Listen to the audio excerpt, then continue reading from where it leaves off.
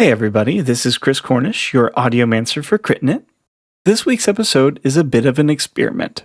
We're thinking about starting a Patreon sometime soon, and would like your feedback if you would like unedited video content as a reward tier. This week's episode is nearly unedited, and you can tell already that there's not a video attached to it. That means it's going to be long, because we're not removing any of the table talk that pulls us away from the narrative, or any of the ums and the uhs and the and silences and such that also detract from the narrative. However, this gives you an opportunity to see what our cast is like behind the curtain without all of the editing and the cleanup, and to see us enjoying moments of laughter that have nothing to do with the story, and to give you a real sense of what their whole recording process is like. If you like this kind of content and would like to see more of it, or if you hate it and don't want to see it, or you want to see something else entirely, we want to hear that from you. So please use our hashtag Critnet, CRITNIT, on any and every social media platform out there, or you can find our email in the show notes below. So please do get in touch with us. We want to make sure that we're making the content that you would like, and getting feedback every now and then is just a good thing in general. And now, let's jump into this week's story. Last time on Critnet. No One's Heroes decides what the heck they're going to do about Parker's invitation to a strange meeting, supposedly with the Rhineharts, at the Neon Fang tonight. Kruz, being at least more familiar with this family than not, was able to provide some sort of insight, and a plan was put together. And off they went to assume their different positions around the bar. Kruz standing at the front door, acting as a bouncer. Ghastgar pretending like he is a mongoose because he is a mongoose. Vall inside playing support, and of course, Parker, the man of the hour, sitting at the table. And it is at this moment that a couple of black-skinned Teiflings walk into the Neon Fang and sit down at the table and say a familiar word. Bonjour.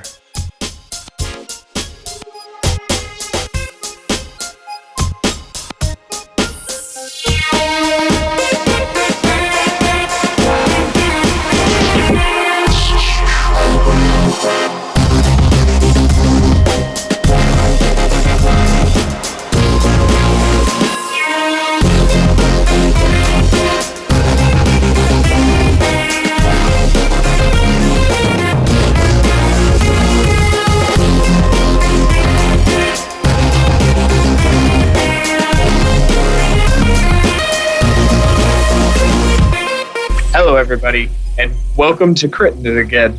Frack, I just forgot we had to do this whole thing again. Hi, everybody. Welcome back to Critnet. I'll take it. And last time on Critnet, the group had a little bit of a powwow in their guild hall lobby. Kruz went up and told My Name Is the poor news that they had in fact failed the contract. She took it difficult at first, but eventually warmed up, given the fact he offered to take another contract in its place. They got another one for a level 3 of the fracture itself. Sounds like a pretty easy one compared to their previous two, just collecting some fruit. Coming back, however, Parker and the rest of them spent the remainder of the episode figuring out what to do about this mysterious letter that had been left in Parker's shop. In Parker's family shop, of which Parker has come in possession of, a mysterious meeting at the Neon Fang at 8 o'clock this night. Ghastgar, going all natural, using his various Mongoosian ways of traveling throughout the city, has arrived and is playing innocent little river mongoose outside the Neon Fang. Vall has found himself in a dark corner of the Neon Fang, unbeknownst to all within the bar itself, including the bouncer for the night, Kruz, who took up the position to try to deceive anyone coming in. Parker Prax, you have now passed through the doors of the Neon Fang, seen the potential origin of the letter, seen the potential writers of the letter, and have now sat down with them. What do you do? Hold up. Uh-huh. Last session we had a powwow after we summoned a freaking fire elemental. Do you think I'm gonna let that slide? But this was like the episode we just recorded. I know. The only thing with Jerry was he made a container for him. I know. We tried to dry you off, but you were like, stay away. I don't want nobody drying me No, off. I'm pointing out the fantastic wordplay of here's a powwow, also a fire elemental. There was, in fact, a powwow, and then there was a fire elemental. I'm going to move that somewhere into that description, 100%. Why? I don't know, because it sounds funny. I think you start creating an outtake section We at the really very, do. very end of things. We really do. I'll give you an outtake. Just make, like, 2 episodes ago, the only outtake section being all of the coughs of Huum. It's the first one in various intervals of sound manipulation. Just do it to Darude Sandstorm. Yeah, okay. All right. Okay, Parker, you sit down, and they greet you. What do you do? Ladies, Mr. Prax. it's unfortunate I do not know your name. There are none who actually know our true names. However, you may call us Tina and Sophie.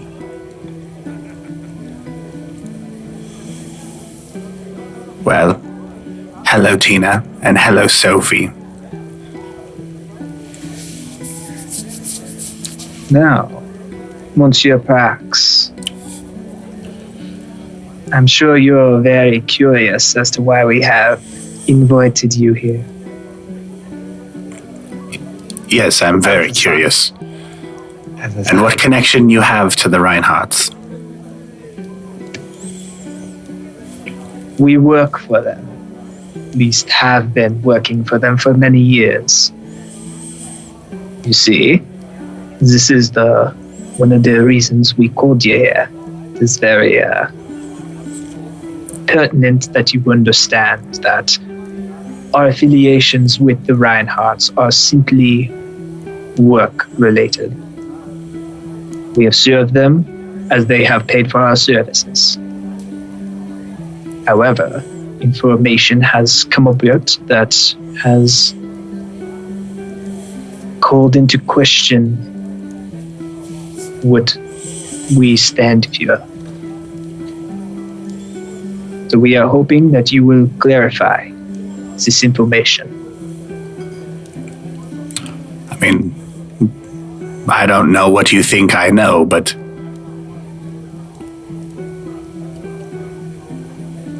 I don't understand anything that you do that could involve me in any way. Given your affiliation with the guild hall of no one specifically, there was a contract set out to be completed by gathering some bastion bells. Have you completed this contract?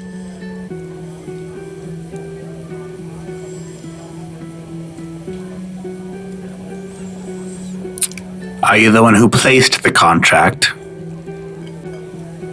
I knew of the one who did. The Reinhardt you work for? Yes.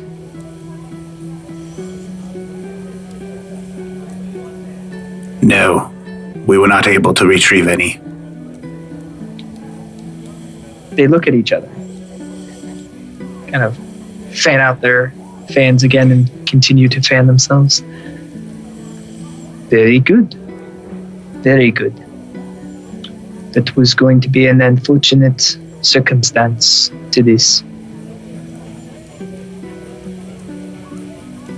Now, down in the fracture, we are known that it has been overrun by beasts of various sorts. But there were 2 buildings, one of which held the Rhineharts, the other held the Daredevil. Now, I must ask, have you visited either of these buildings while you were down in the fracture? No, I did not. Please roll deception.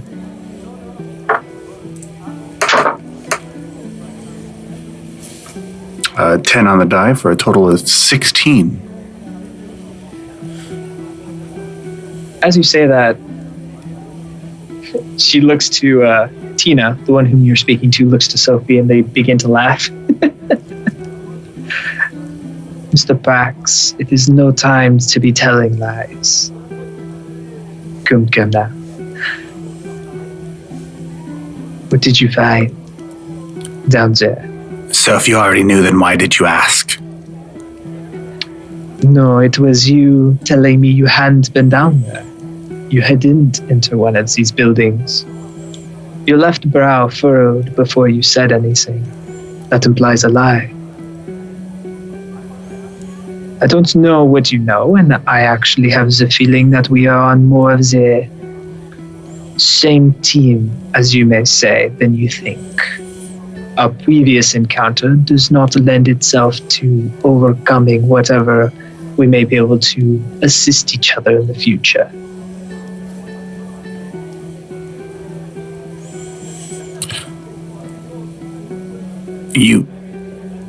That night. Sorry. That night. Why were you after Kruz? Why were you after his hammer? We were after his hammer because we were told to do so. We were told to retrieve it, and in doing so, if we were to eliminate Kruz in the process, so be it. No one would miss some dead Dragonborn who died in his sleep. No one would have suspected anything, and we would have been on our way. Unfortunately, when the bronze men entered into their room, it became very much apparent that he was not just our target. It was their involvement that actually has snowballed this problem into several different instances that have led us here.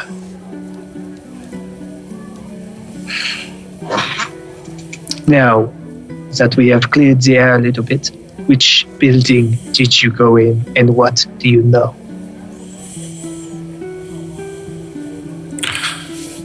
We went into the Rhinehart facility. And we didn't learn anything. That I can freaking deception.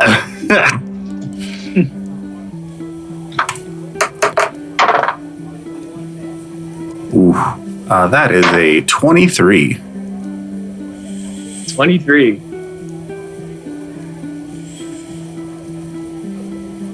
Okay.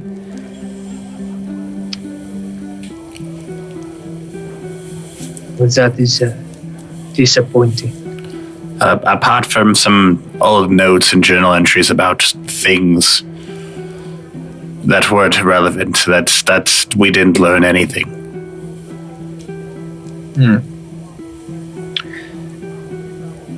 Well then,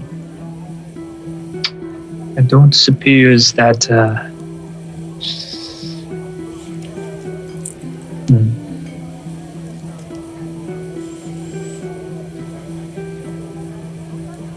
Can Kruz walk up with a tray, a few glasses of water, and ask for their drink orders at this time?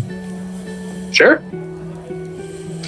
So yeah, They I walk for up. sure recognize you. I'm gonna actually. I don't think they would because I don't think they would really care about the waiter at this exact point. So I'm gonna try to be that deception, like right in front of them, and I'm just gonna walk up and be like, "All right, y'all, here's some drinks. What can I get you guys? Do you guys want anything a little harder tonight?" My name's Kruz. Can I take your order? I'm gonna be like, my name. Because I can't think of anything off the top of my head at that time. I'm gonna say, my name's Jerry. What can I get? Can I take you guys' order? Do not suppose Jerry's This mongoose hops out of the riverbank and starts yelling at him. You suddenly a mongoose comes flying through the door in a flame ejecting from his hands. But because it's the only name I can think of at the moment, I'm going to say, my name is Jerry. You see Sophie and Tina turn to you and use a glass of wine, please. And you see them just for a second, just stop and stare at you and then look back at Parker and look back at you. I'm going to just write down wine, turn around and go put in the orders, like moving around to other tables as well. Does Kruz recognize the people who stabbed him? Hey, Kruz, make a history check. That is... Please be low. Please be low. I have never wanted this roll to be low before, but this would be hilarious. So that's a 14. 14. Be low up.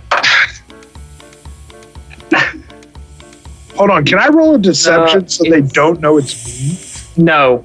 I'm sorry, dude. Their insight is very good. You are not properly disguised. You have showed up. I'm not wearing my normal clothes. Like, I changed my voice a little bit.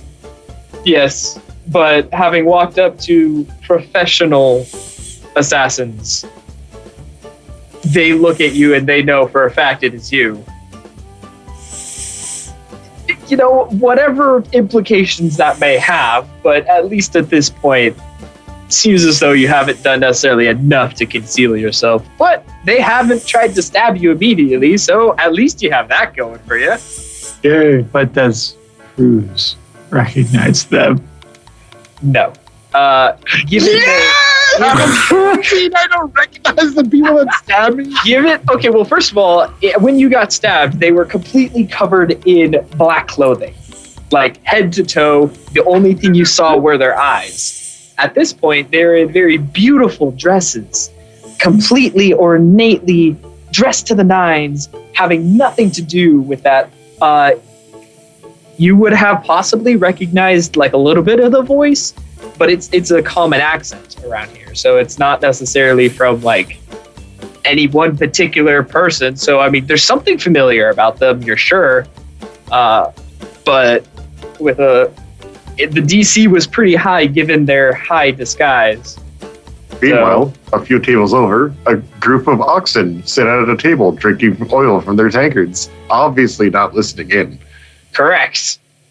Totally not whatsoever. Okay. And they're most certainly not bronze. Yes, totally not. Sorry, I had some weird feedback there for a second. Okay. So yes, no, Kruz, as you go off to get them their wine, and Parker, they turn to you again, and well, now that we know that at least Kruz is here, so months away, and anyway, he actually carded us. It was quite hilarious. Parker, I cannot stress this enough that you need to tell us everything that you know. We're trying to help you. We're trying to help everybody. This town has done a lot for us. You don't know who we are or where we came from, but it was not good. At least one in your party has come from our land. And you have to do what you have to do to survive. We did, and we got here. I don't want to see this town be destroyed. Did you go into the Deodoven building?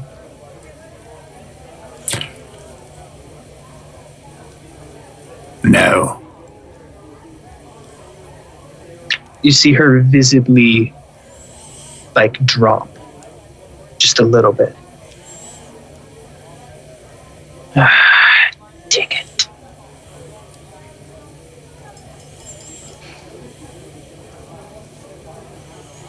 Within that building may lie information that we cannot access.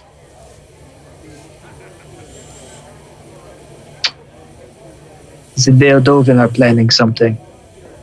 Something that we have had our fingers on its pulse for a long time, but we have not been able to establish exactly what it is.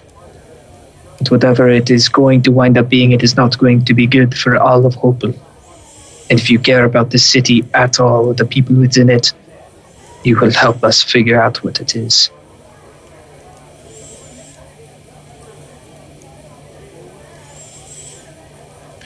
Now, whether this remains in the final episode or not is up to the DM's discretion. But as a player, I will remind you that we did learn something about the Deodoven steam pipe systems in Everrain while we were down in the fracture. And there being very strange things that weren't explained by just standard steam production and transportation.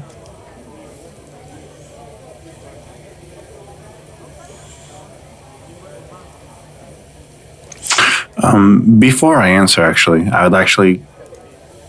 want to know if they're being forthright with the information gathering. Like, are their intentions truly good? Please roll insight.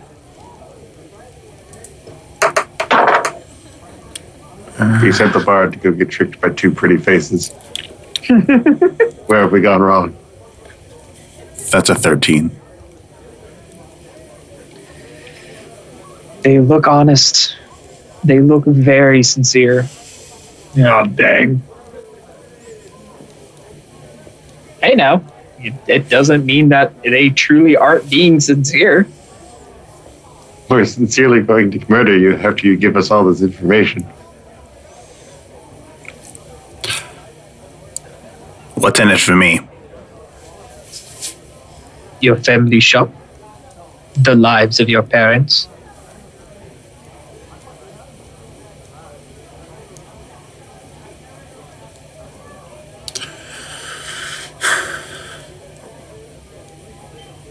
What do you want to know? To be fair, that's already at risk by Vall's hands, but... Yeah, pretty much. Yeah, they're basically lost, so... Jeez. Oh, I'm not supposed to talk about that.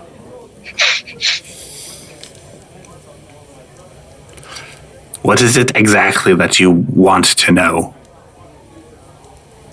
We've been following a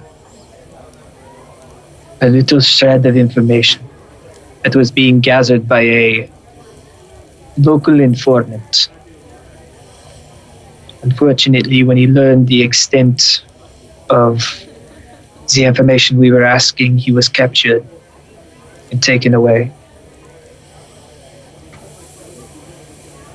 What he was able to at least pass on a little bit to us was the fact that the Deodoven are creating these small devices or hiccups in their plans. Whatever the reason is unknown, but any information would be very helpful. Something they're doing is not right with the city. Okay, as storytelling sort of stuff, we should shift focus away. I don't know if this is putting you on the spot to invent something, Sawyer, but you should shift focus away from this narrative that's going on to either Vall's perspective, Kruz's perspective, my perspective, something else that maybe give a greater detail of what's going on to the audience. Mm-hmm. Okay. Vall, what are you doing? I've been watching Parker since he sat down at this table. All right. And can I even hear them from this distance? Not from this distance. It is clear across a very, very loud room. How busy is the action behind the bar? Oh, it's pretty busy. You see Gregory Thurston, just his little hat just kind of going up and down the bar constantly. There are 2 spaces still available at a bar that seats about 20. So That seats about 20? Mm-hmm. The passed James, out you're man on. right You're next to on. me. You. You say what? The man who's passed out next to me, I'm going Correct. to sleight of hand my hat and cloak onto him and then mount the counter and move behind it. And the only thing in my hand is going to be a cred stick. Okay. And if I run into Thurston and along the backside, I'm just going to grab him in his hand with his and grab his cred stick, put it in his, and I'm going to transfer 20 credits onto it. Hey, you're not. Oh. Welcome aboard, sir. And he continues on with the glass of wine he was carrying. And I just put on an act that I am back here serving as I get closer and pay attention more to Parker's table. Would you like me to roll a performance check? I would like you to roll a performance check followed by a perception check. Thank you.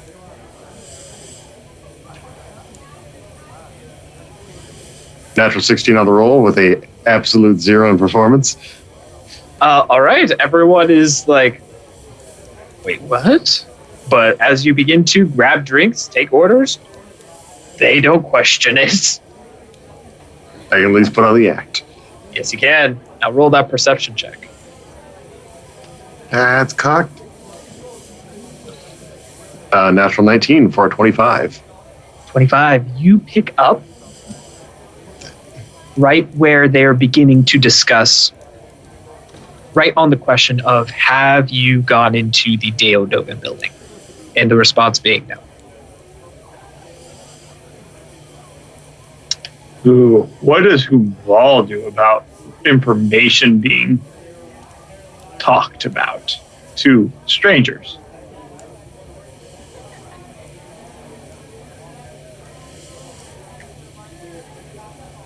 I'm largely here to make sure that Parker's safe from whoever he's meeting. Aw, thank you.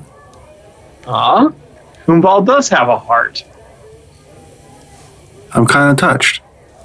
So, you said when they start talking about the Deodogan building? Yep.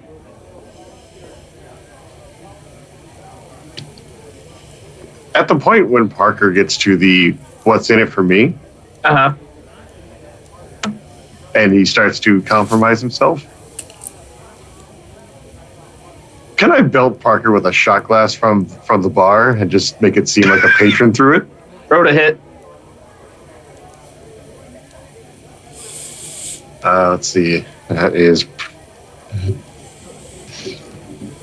16. 16 hits, right? Yes. Oh. Okay. Reiterate. Parker, from behind you, a shot glass skips off your table, thunk, and almost hits one of the people who you're talking to.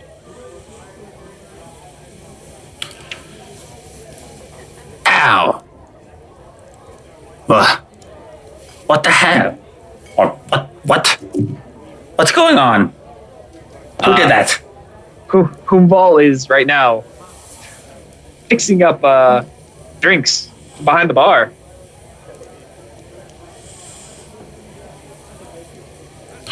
Well, actually depends. I was gonna say, do I see him actually? Yes, you would see him. Okay.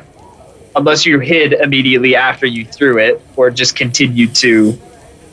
I was thinking instead of hiding, I'm more or less keeping up my performance. Oh, yes. No, I mean, again, he's just serving drinks. Whoever threw the shot glass may not have been Vall. You just observed Vall serving drinks. Okay, I'll note that. Sawyer. Yeah? I need you to cut to me. No, I know. No. I need you to cut to me now. Yeah, okay. Oh, yes. Sawyer. Yeah. That guy who had the food, am I still with him? Yes, you're still on his shoulder. Oh, good. Hey, buddy. That fish is really good. Yeah. Yeah, that was really good.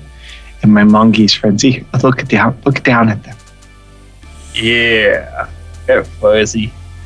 Don't you like how happy they are? Yeah. They really like that fish. Yeah. You should take one home as a pet. And give it lots of fish. Yeah. Yeah. All right. Do it. He goes down and give me a sec. Okay. With a natural 20 strength check, the man grabs one of the mongoose and then just hugs it, just bear hugs it in his arms and just begins to walk away with one. I run down on top of the man's arm that is cradling the mongoose. Buddy, this is for your own good. And I say this in mongoose. Obviously. Oh, This is for your own good. There will be lots of fish. it is losing its hidsness now, as this is a wild mongoose, having now just been grabbed by this massive, half-orc, and is, actively clawing and biting and trying to get out. Buddy. Look at me. Lots of fish. Please roll And I this pull out my knife. And I flash it to him suddenly. You'll get lots of fish. Just go with the man. Roll deception, please, with disadvantage now that you're still threatening him with a knife. Well, I rolled a 15 on that. With disadvantage? With disadvantage. I rolled a nat 20 and then a 14. Plus 1. I'll actually contest that. And should that be an intimidation check? No, because he's trying to persuade him that where he's going will be better. It's not. Hold on. He pulled a knife, though. Yes, he pulled a knife on the. He put a knife on the mongoose. You don't pull a gun out when you ask for your receipt at the window. Well, to be fair, my modifier for both an intimidation check and the deception check is the same. Oh, it is? Okay. Okay, right, that's fair then. I was just going to say, depends on the town that you're in. Because if you're in Chicago, you need a gun to even buy what you're. But I might like an intimidation. Well, let's see. I do have a plan here, Sawyer. As terrifying to you as that might be, I do think I would prefer the deception check. Okay, yeah, no, 50. Okay, it calms down a little bit. It's still a wild mongoose being physically taken away by a being, so it is not by any means tame or calm, but it is calmed down from its manic state, and it is only trying to wriggle out and no longer try to actively bite and claw its way, trying to murder the thing. Good mongoose. Now enjoy your nice fluffy life that you will get with all the amenities of blankets and fish. And I jump down from the half-orc shoulder and I approach my mongoose brothers and sisters. Again in mongoose. Now is the time. You see these people that walk away from here with food.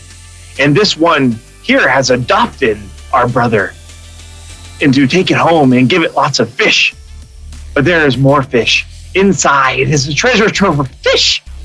I need you to join with me in this revolution. We will charge inside. We will make our way into the kitchen. I have been inside this place before. I know where the fish is. If you go in and you go right behind that big, tall rectangle there, you will find your way into this magical place full of fried fish for you to enjoy for years and years to bring home to your children. Now is the time. The next time this door opens, we shall free the fish.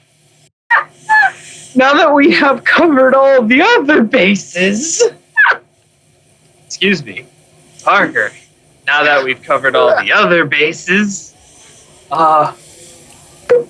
you have been given information. How do you respond to this? Or what do you respond with? I don't believe they've actually asked me a question still.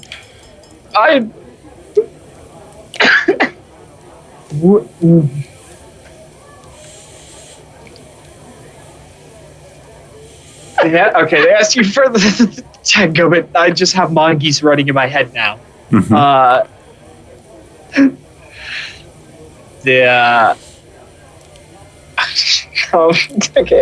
Okay, notes. Look at my notes. It's fine.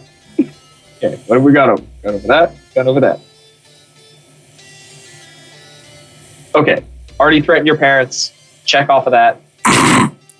What's in it for me? Shot glass. No, that was okay. Right there. Shot glass skips off the table. She looks at the bar, looks at you. This is the next year of the fracture. The fracture is going to split somewhere in the world. We don't know where, but we have a very sneaky suspicion that the Deodovan do. But we don't know exactly where they're going to be going or what they're going to be doing. We need this information, but we cannot be the ones to retrieve it. I don't have any information on the Deodovan. But you can get it. What, do you want me to go back down into the fracture? Back to a mist and sweat? You can either go to the mist and sweat, or you can rescue our informant.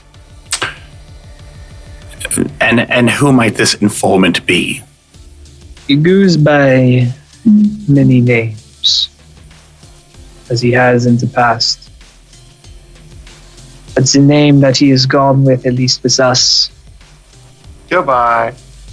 Sorry, I was looking in my notes because I was on the wrong page. The Jester.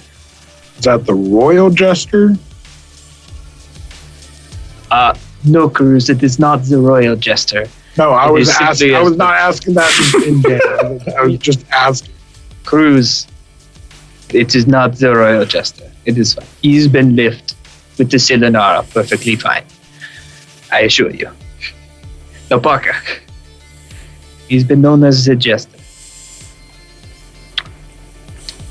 He is being held in the Steamtop district.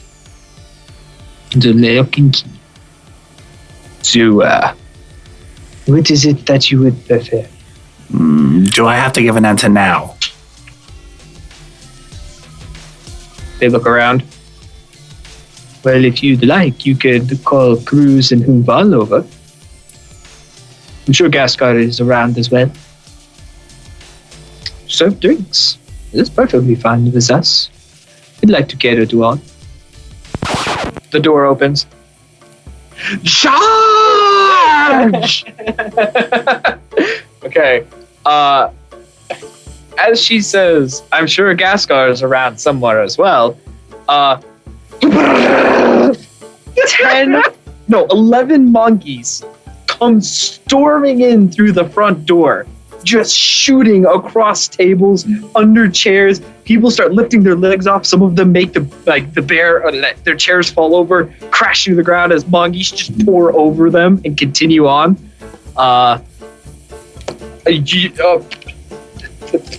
Kruz, there's monkeys everywhere. Ghastgar, what are you doing with them?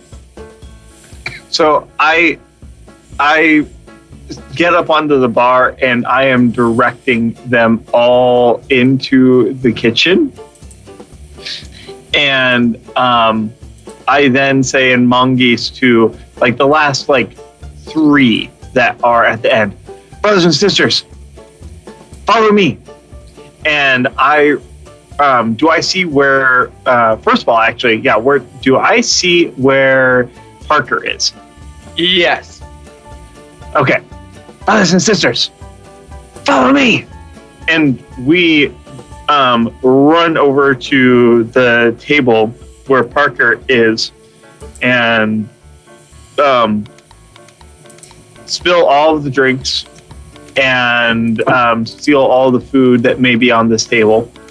And I run around onto Parker's shoulder and very quickly say, "Are you safe?" And I run then onto the table and kind of keep taking quick glances over at him, waiting for some sort of acknowledgement of this answer while we are wreaking havoc in this bar. Okay, I rolled a nat 20 to grab as many mongooses as I can. Okay, so you hear Gregory, "What the frick?" and just absolutely running around trying to catch as many of these things, and everyone just dropping everything they're doing, trying to wrangle these mongoose. Kruz, you're able to catch 2 of them just by the scruff of the necks as they jump by. And I mean, they're wriggling around, but you got them in death grips. You're not 100% sure if it's Ghastgar or not either. Like, you don't know if this has never happened before, but these are just random mongoose. And so, I'm just going to say, sorry, Ghastgar, and throw them out the door. Okay, with that natural 20, you yeet them from the bar straight clear over across the room, out the door, and just boom, gone. Gregory then kind of like comes around the corner, wrangling one of them that is just like head across, bending itself around, trying to bite him, and he's just like, grab and yeet. I'm going to grab and yeet. Kruz, yeah, and he tosses it to you, and you just one hand grab and throw. As I'm grabbing and throwing, I'm going to keep saying, sorry, Ghastgar, because I don't know if it's him or not. Sorry, Ghastgar. Okay, Parker, what do you do? No, Humball. Go to Humball. Oh, Humball, what do you do? Humball finishes another customer's drink, but since everything has erupted into panic and he has heard himself get outed, he will just put one of his feet onto the counter and just step over it and kind of do that lazy step hop. Okay. Up, over, through the panicking crowd and swarms of mongoose and just seat himself at the table. Okay. Hey, Yes. There's a mongoose at this table right now that you can surmise probably is Ghastgar. One of these mongoose is probably Ghastgar. Fair enough. At that moment,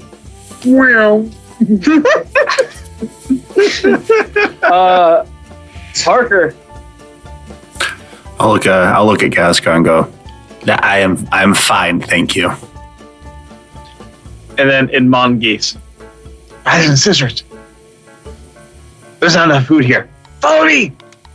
And I charge off towards the kitchen and lead them there where other swarms of mongoose should be heading. Okay. And but as we go, I make a stop off at Humball's shoulder, and I mean, my goal here is to create any opportunity necessary, I suppose, to allow anyone with nefarious purposes to do their thing, especially to these people who may or may not be threatening my friend. And so I stop off and I say to Humball, do what you do best. And then jump off of his shoulder and continue on towards the kitchen because food is great. Okay. Ghastgar, I need a strength check from you. That's not great. That's a 5. at that moment, Ghastgar, as you get off Vall's shoulder and you begin to run back behind the bar in order to go into the back. One Gregory Thurston catches you by the tail, whips you back around. No. As he grabs me, I go, Gregory, I'm Cruz's friend. You would say that as it is a grab, turn, and toss. And so he, wait, and then you are at the found into the hand of one Kruz immediately as you hear, Kruz, sorry, Ghastgar. Kruz, stop. Kruz, stop. Kruz, do you yeeteth the mongoose? I do one of those things where my arm does the action of yeet, but I don't let go of it. Ooh, 0 G's. Ooh. Okay, Wait, what portion of my body do you have grabbed? I have you grabbed like by the belly, like I'm throwing you like a football, but I just kind of go, you go, Cruz, wait, and I'm like, woo! I like to imagine you throw him no distance. In fact, at your feet, full strength, and spike him like a football. Spike him on the ground. I mean, do I need to do like a Constitution saving throw? Nah, you're good. It's just for a second of... Cruz! Right. Cruz. If there's gonna be any time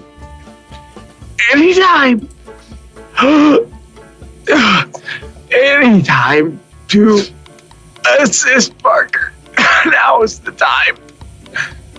Do you want me to yeet you at Parker? No, God, no.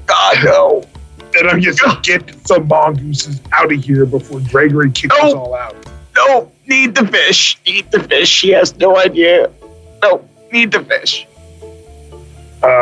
Does Gregory have any one giant fish in his freezer at all? No. How about a box of fish sticks? Yes. I'm going to grab the box of fish sticks and I'm going to say, watch this, Gregory, and I'm going to break open a corner of it and yeet it out the door, trying to lure all the mongooses to the door. Like a bunch of rats chasing after a crumb of the most delicious of rotten meat, all of the mongoose scurry out from underneath the tables, from in the cracks in the wall and underneath the feet and across the unconscious bodies of petitioners. They run after this box full of fish sticks. Grabbing it, they drag it outside as their prize awaits the great feast. I would like to use this opportunity to hide. Please roll a stealth check. Oh, that's a 9. I'm going to accidentally shove Ghastgar in the freezer when I'm taking out the fish sticks. And I yeet the fish sticks and close Ghastgar in the freezer. Ghastgar, do you allow this? Yes. Okay, you are now in the fridge. Okay. It's effectively hidden. Okay, what I do in the freezer is I do look for a whole frozen fish, if possible. There is not a whole frozen fish. I would have thrown that. And it seems like the box of fish sticks that he was using to fulfill the needs of the petitioners, of the participants, has now been yeeted. Is there any other seafood? Like calamari, perhaps? Or clams? No, not here. Those were about the processed frozen fish sticks are about the best thing you can get when a country is so landlocked as this. Are you kidding me? We have aqueducts. Yes, you have. Oh, yeah, I guess river fish. You know Aqueducts what? don't mean fish. What kind of architecture you believe in? They pull from rivers, and rivers usually entail fish.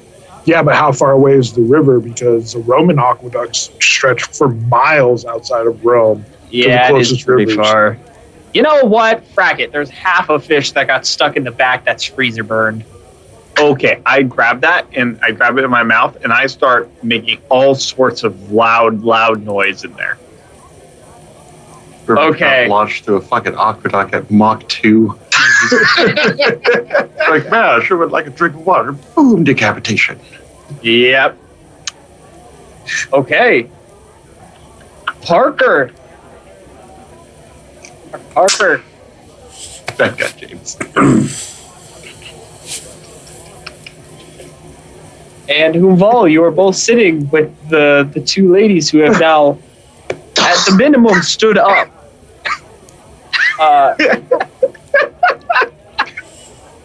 And what's interesting is the fans that they were using to kind of keep themselves cool, you notice both of them have closed them. And you almost see like their fingers beginning to go into the webbing between each one of the spines of it. But then as the mongoose are gradually moved and then lured out via a box of fish sticks, you see their hands retract. They sit down once again and begin to fan themselves again. So, Sawyer. Yes, sir. What the hell did I just pour myself before I sat down with them? What did you just pour yourself? Yes. Well, let me just see.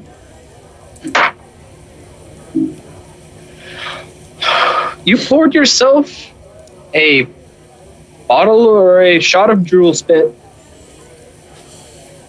But was this intentional or accidental? What did you grab? I was fulfilling an order, and that was it. Oh, yeah, no, it was an order of drool spit. Apparently someone really hated themselves. Mm-hmm. I push it across to them, and I do not drink it, now that I recognize what it is. Mm-hmm. I go, there are not this many Ghastgars. You don't need to be afraid of the common mongoose. Even the disruption during a meeting like this entails careful consideration. This meeting did not happen. And do not think of it as anything else. Do not breathe a word of this. This is for your safety as much as it is ours.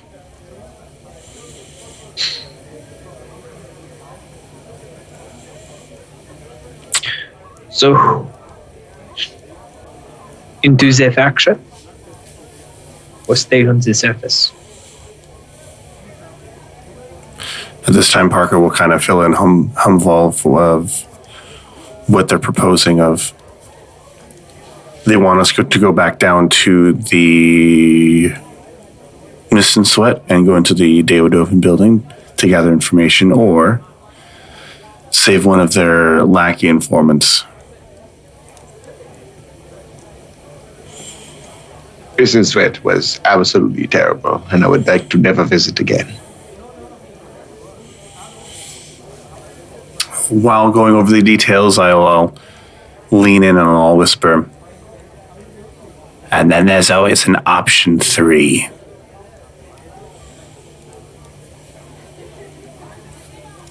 And then I'll, wink at him.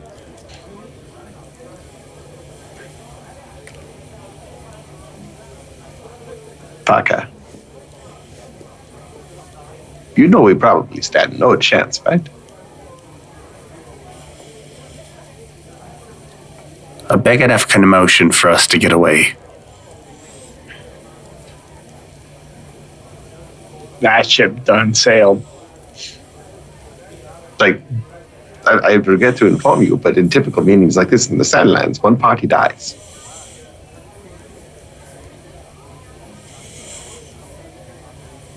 And Vall, they've threatened my family. I am fully aware, so one party is going to die, so... How locked up is your informant? Very. See, Parker, your biggest problem, you did not come in swinging. And since you did not, we were at a disadvantage.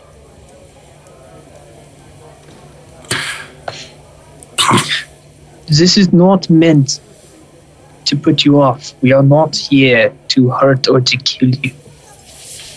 Trust me, we already tried that once, and we would have gone about it a much different way than inviting you to a very public space and then trying to just stab you here. To be fair, the bronze men did a much better job. They were an unforeseen obstacle in our mission, and had things gone as planned, none of you would have been alive to have told anyone. That I can be assured of. Your accent sounds very familiar. Yes, it does. You are from the Sandlands, correct? Of course I am. Which parts? The southern. Oh, really? Who did you run with? Who was your commander? Unfortunately, we were employed by the free merchants for quite some time. The free merchants. Commander Sutanin and I have had many a run-in with the free merchants. I believe it. They are one of the greatest.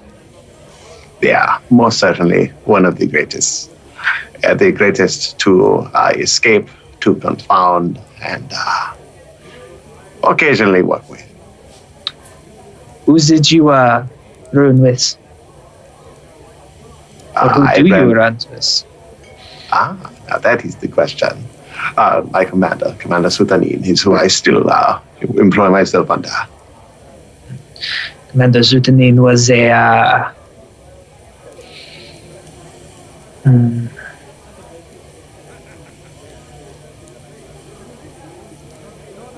Half Moon, correct? Yes. That's what. I heard you were a fairly small company last I checked. Oh, very small. We still are, as far as I remember. Might be even less now at this point. I'm not there to take care of the stragglers. That is interesting. So at least we have that in common. I assure you, in a place like this, we are fighting to merely preserve it. For we do not want people going back to the Sandlands and be pushed out of a haven such as this. You say haven, but have you seen how much it rains here? It is like they took all the rain in the world and just put it to one spot. I'm pretty sure they have stolen all of the rain from all of the Sandlands and brought it here, yes. Do you think that is what the Deodovan have really done here? I believe that they have something to do with it, but I don't think that the weather is their direct objective. But I believe that when they came here, there was a portion of the weather that followed. Okay, so my hypothesis is not crazy. By no means.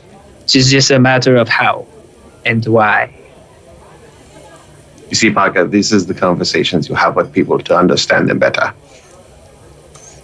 Conversations about the rain. Are you serious? No, it's about the Deodovan and how much rain they have stolen from the world. No, it's just rain. Parker, no, this amount of rain is completely unnatural. You're unnatural. Kruz, you ever are you been to hiding Washington? somewhere? I heard Come that. on, man. And it is at this point that you all see 4 guards walk into the Neon Fang. Are your D&D games feeling stale, plain, or downright boring? Upgrade them today with beautiful landscapes, terrifying dungeons, wholesome inns, and vast forests. Draw your players into your own personal fantasy world with Arkenforge. Arkenforge.com provides hundreds of preloaded items for you to mix and match to fully customize your worlds. Use promo code CRITNIT to get $5 off your purchase today. That's CRITNIT. CRITNIT. Hey everybody, this is Lola, also known as the Gamer Mom Bomb. I'll be joining you guys in a few episodes as Ellanya, the Elven Druid. I'm super excited to join this team. Make sure you enjoy the show, and I'll see you guys soon. Hey everybody, this is Chris Cornish, your audiomancer for Critting It. I just want to take a little time out to ask you to do a couple of things for us. Find us on Twitter and follow us if you haven't already. We are at crit_n_it. Also, if you could please leave us a rating and review on iTunes or Google Podcasts or wherever else that you find us, it would help other people find us and get the story out to others. And speaking of the story, let's hop back into it. And it is at this point that you all see 4 guards walk into the Neon Fang. They begin to look around. 3 of them are Dragonborn. I grab Parker and I just shove him under the table as fast as possible. Okay. The 3 Dragonborn kind of split off and begin to make their way through the tables. The 4th one, Kruz, you would recognize as a commander.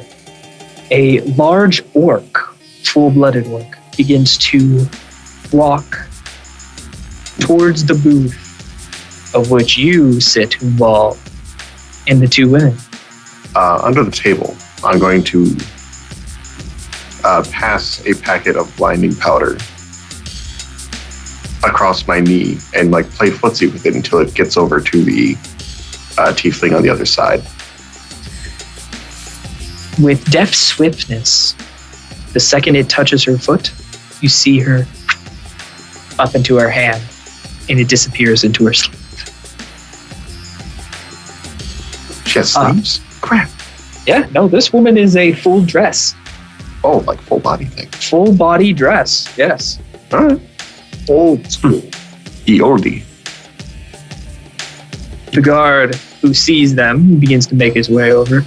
You hear him snap, and the others immediately begin to fall to his side. My apologies on interrupting. Oh, I will most certainly take your apology. Why are you interrupting us? I am here for them. For them? Yes. If you will please come with us. We believe that your presence has been requested. You will follow us now. Do you do anything? There is a subtle thumping coming from the kitchen. One of the guards definitely turns his head. Just kind of looks through the back. Well, Tina. This is true. Tina turns to you and then kind of turns back and looks up at the orc. Commander, I do believe that we are here on business. You will leave us now. And the commander begins to kind of chuckle to himself. I would like to sleight of hand one more bag of blinding powder over to the other tiefling. Okay. In swiftness, matching the first one, it follows up to her hand and then into her sleeve. You said you'd say that. Now, you are under arrest. You will come with us now. And 2 of the guards begin to flank the booth, producing shackles. Vall reaches over and grabs his undrinking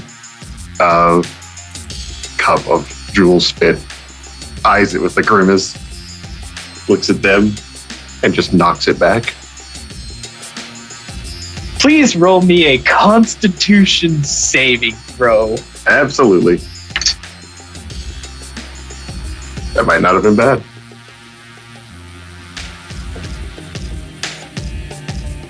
That is a total of 18.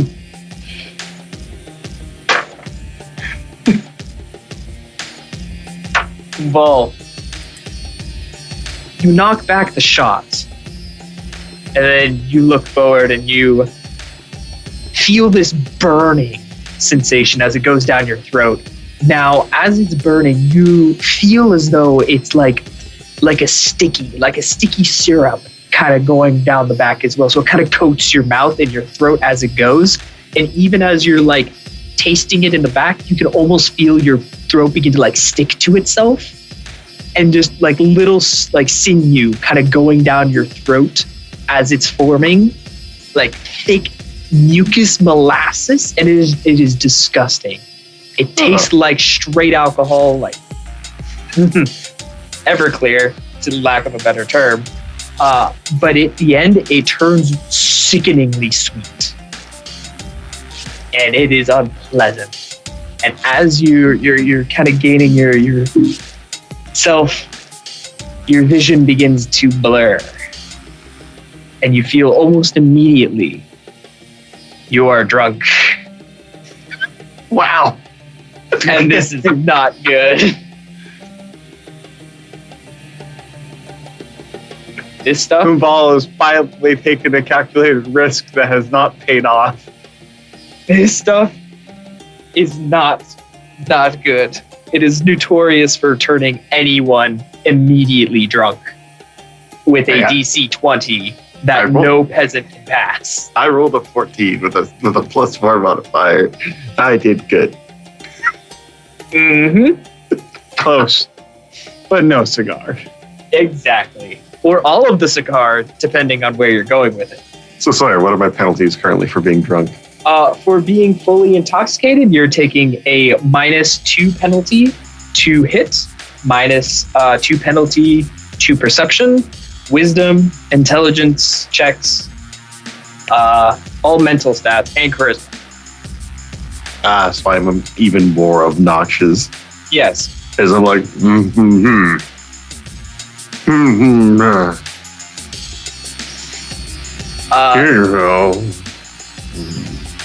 And for those of you who are watching, one of them reaches for Tina, the other reaches for Sophie. And in a moment, silvery powder is suddenly produced from both of their hands simultaneously as they throw in a large arc blinding powder into the eyes of two of the guards. I would like everyone to roll initiative. Including me in the freezer? Yes. Well, appropriately, I rolled a 6 plus, so I got a 10. A 10. Okay. Let me start marking these down.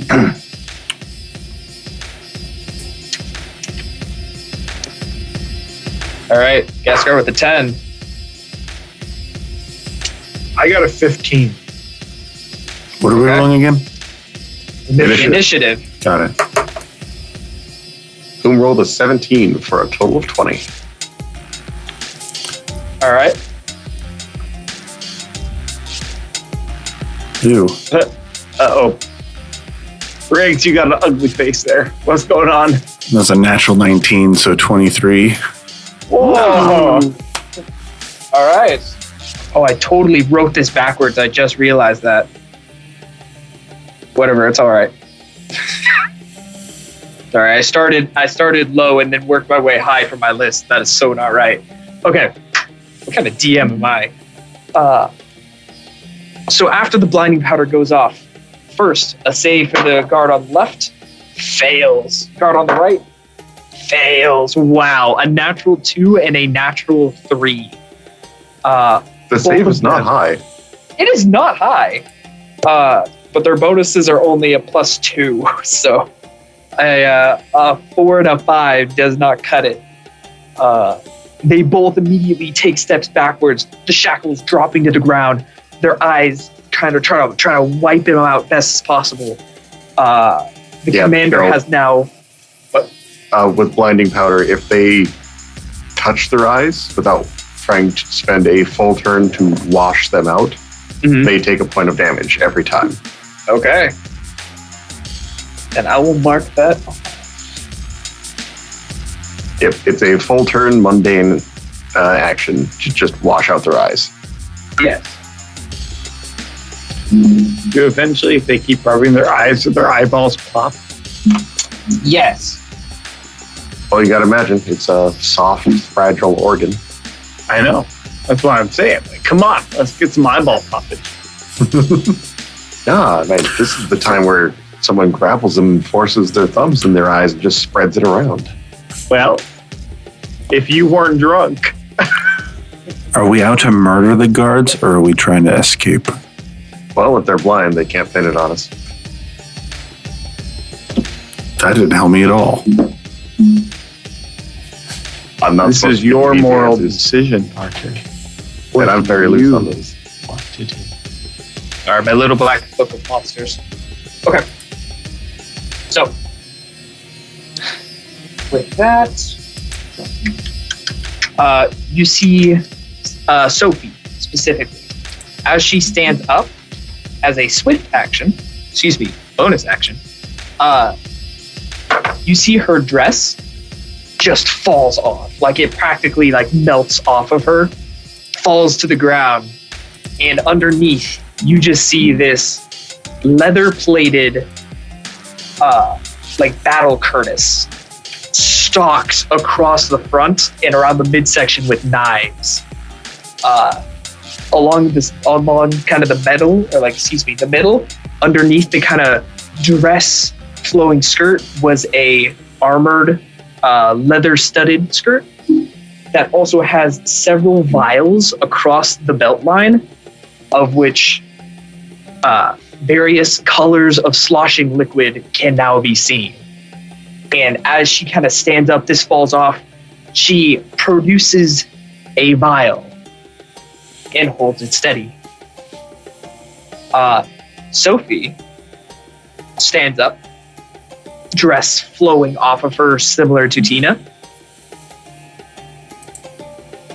And seeing her compatriot holding a vial, she grabs a dagger and holds it straight out at the commander and shakes her head, holding her action.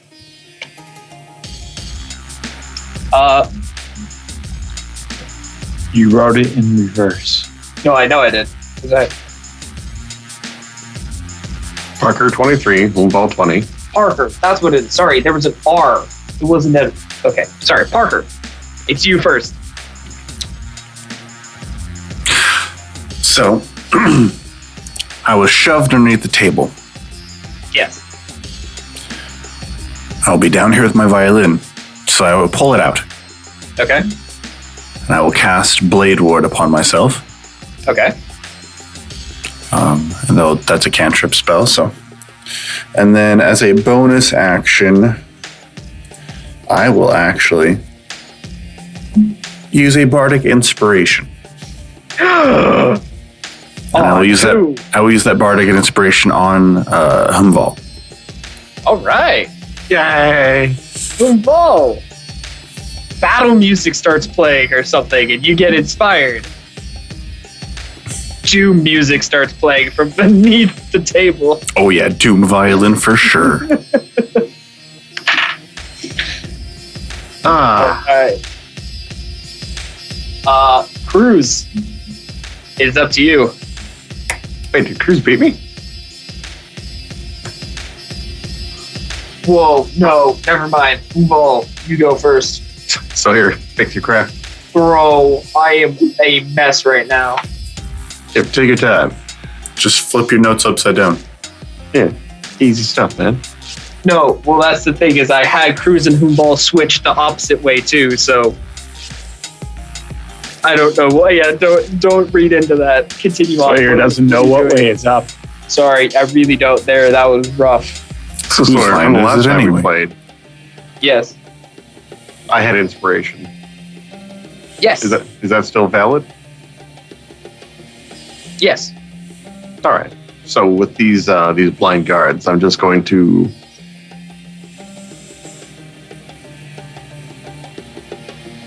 get out of my seat and move behind them, Okay.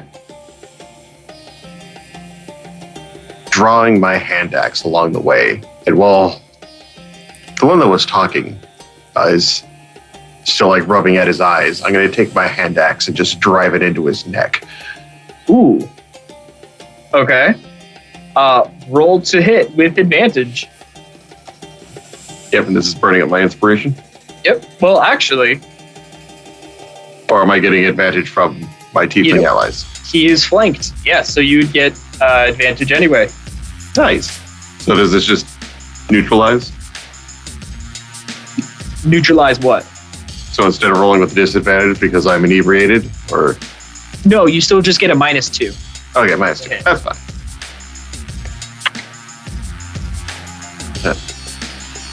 13 probably misses. 13 does miss. Yeah, it's cocked. Much better. Natural 19. All right, natural 19 will hit. All right. I get to roll D6s now. Huzzah! Yeah. The best part about being a rogue. Yep. Oh, the D6s. So 1d6 plus 4 from the hand axe for 10 points of damage. Okay. And then 5, and then 9 more from the sneak attack. So 19. 19. Ooh. That was a hard hit on the back of this guy's skull.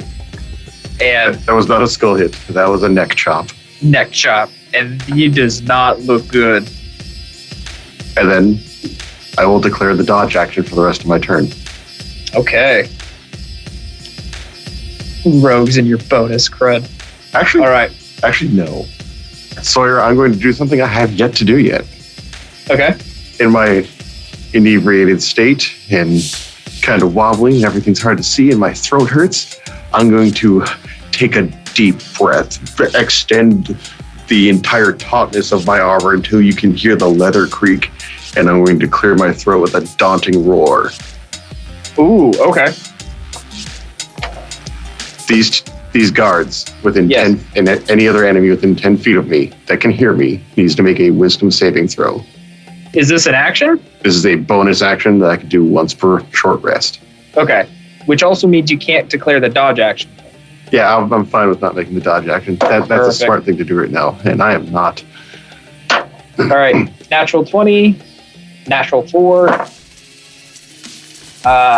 unnatural 20, and for the captain, 8. All right, anyone who did not make DC 14, which is the captain and that one other guy, are now frightened of me until the end of my next turn. All right. Okay. I've marked it. Cool. All right. Well, they are frightened. Which leads us to Kruz. It is up to you. Okay, the only thing I have on me is my deck. Yep. But do I hear Ghastgar in the freezer making noise? Yes. I'm going to use my action to open the freezer. Okay. 'Cause Ghastgar, you've been let out. I don't know about the fight. Nope. Nope. I run straight outside to my mongoose friends with the half a fish in my hand. Okay, He okay. does hear a lion roar. I was about to say, you hear a lion roar, and as you run out, you pass over the counter, of which you see 3 guards, a guard captain, whom Vall with his axe produced, and the 2 tiefling girls now in full clad battle armor. Okay. I'm thinking that might change the course of action here. Okay. All right. hold on. No. Let me finish this, please. All right. It gives me pause. And I then continue to run to the front door. I push it open and I yell out in mongoose, "Brothers and sisters, look at this fish!" And I hold up the half a fish that I have in my hand. Okay. And Turn to see you. I hold it up until they start to move towards me. Okay. I step forward more and open the door more, and I yeet the fish at the guards. And I say, "That man would seek to steal your fish." Okay. I will roll initiative for the horde of mongoose.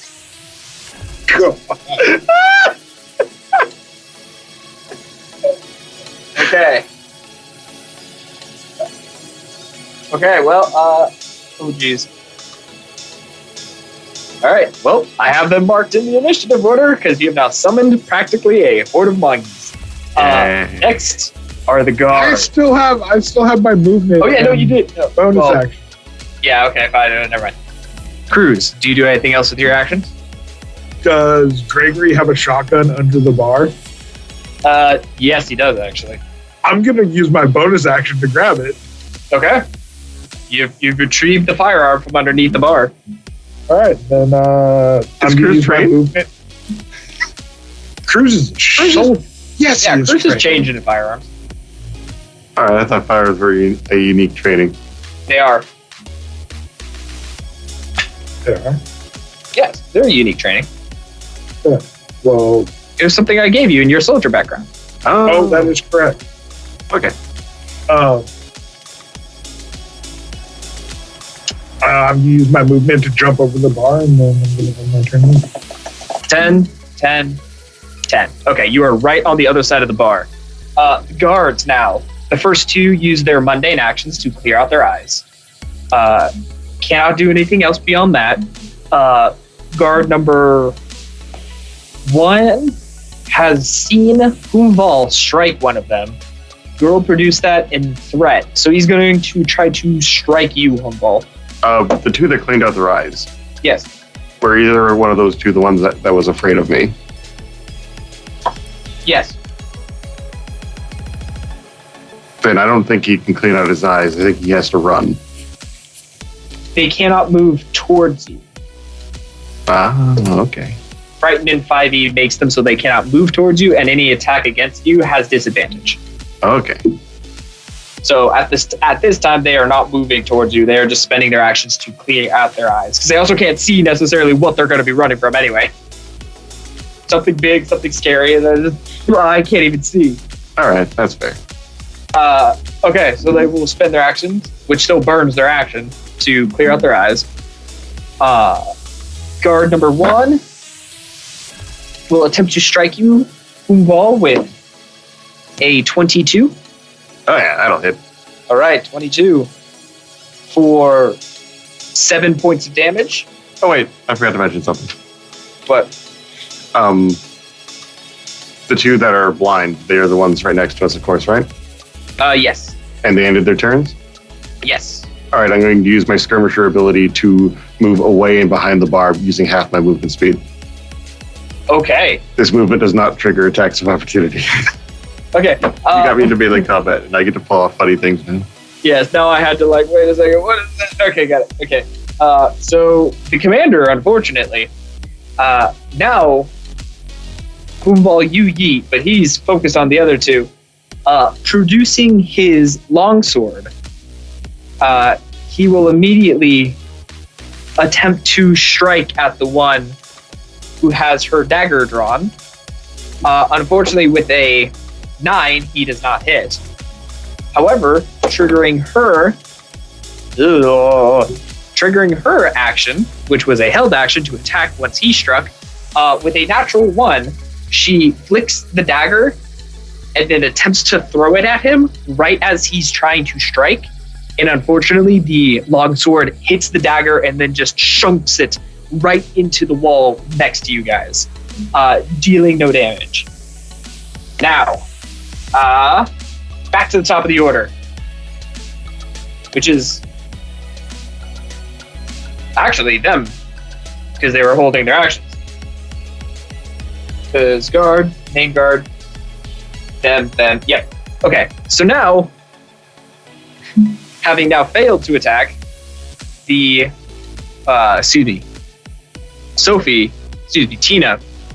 has the vial, shakes it, and then throws it to the ground.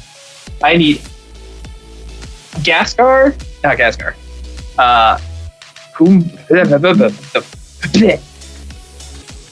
Parker? I need you to make a Constitution save. Just Puck.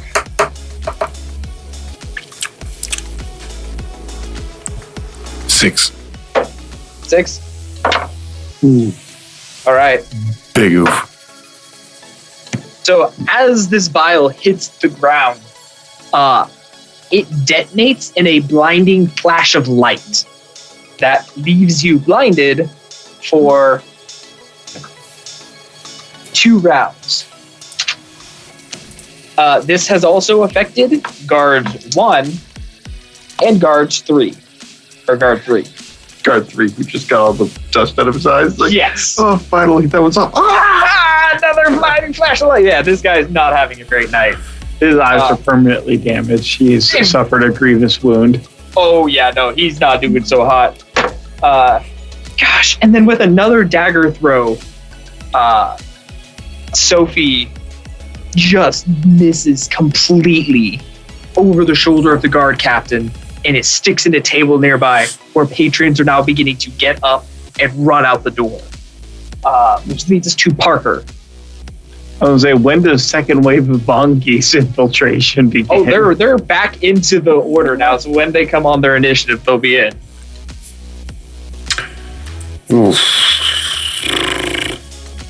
I'm pretty blind now at this point, so blinded, I automatically fail any ability checks requiring sight, and I have disadvantage on attack rolls. So I'm not going to be doing much. I guess for right now, I'll be defensive and I'll just take the dodge action. All right. Dodge action has been taken. Yep, also for clarification and being honest, I cannot take the dodge action as a bonus action. That is a standard. Oh. I thought it was a roguey thing. It was a rogue talent. Yep, I thought it was under the cutting action. It is not. Yeah. Oh, never mind. Kruz. Excuse me, Vall. It was up to you.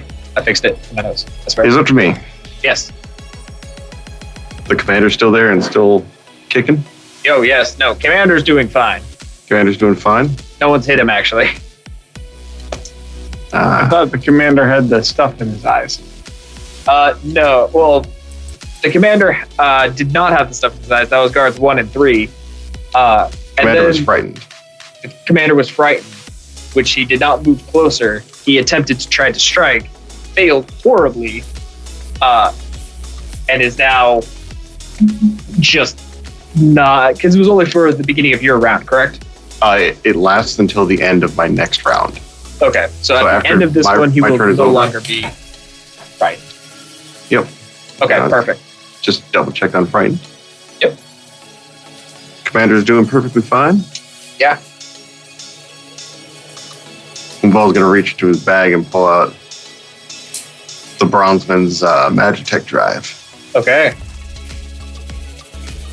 He's going to hold in his non-axe holding hand, utter something, and then point at the guard captain. Okay. This is a attack roll. All right. With +5 to hit. That is a total of 20. That just barely hits. And you said anything using a second level drive is upcast? Yes. Then this would be 2d12 electricity as I cast Witch Bolt. All right. What the heck is Huum? That'll be 12 points of damage. 12 points of damage. That's a good question. From behind, his back arches as electricity courses through him. And he turns to you. Afraid. Yes. Very afraid. I will now take my bonus action to dash around and get behind the assassins. Get behind the assassins? They're still in the booth. I know, but it's also to get further away from them and maintain the spell. Okay. Fair enough. All right. Well then, Vall goes Kruz. How close am I to the soldiers? You are 10 feet. I'm gonna shoot the closest one with my shotgun. I'm happy I keep you guessing. Hey, Kruz. Why are you shooting them? Well, aren't they attacking? Yes. So I'm gonna shoot them. These are also guards. Of Mistons, of Opal. That was intentional. Hence the reason why I just wanted you to at least cause pause here. Okay. I'm going to try to intimidate them to stop fighting. Okay. What are you going to say? I'm going to draw down. Card them. That stops everything. I'm going to draw down on them and say, hey, you didn't show ID to get in. May not be allowed. So the fighting stopped here. Okay. Roll intimidation. That's a nat 20. Really? That I am not even joking. Intimidation by carding? Are you kidding me? Show me that. Tilt that camera down on that die. Hey, you young. I just freaking put it away. Oh my gosh. Okay. Wow. I just evicted. Okay. Yeah. Okay, well, how's this? So hold on. That's nat 20, but I only have a +1 in intimidation. So that's a 21. Okay.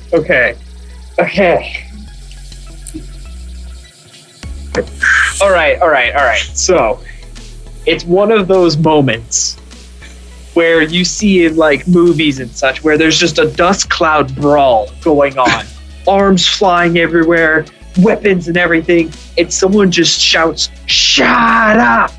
and they all stop, just midway choking or punching or anything. All of them just stop and look at you.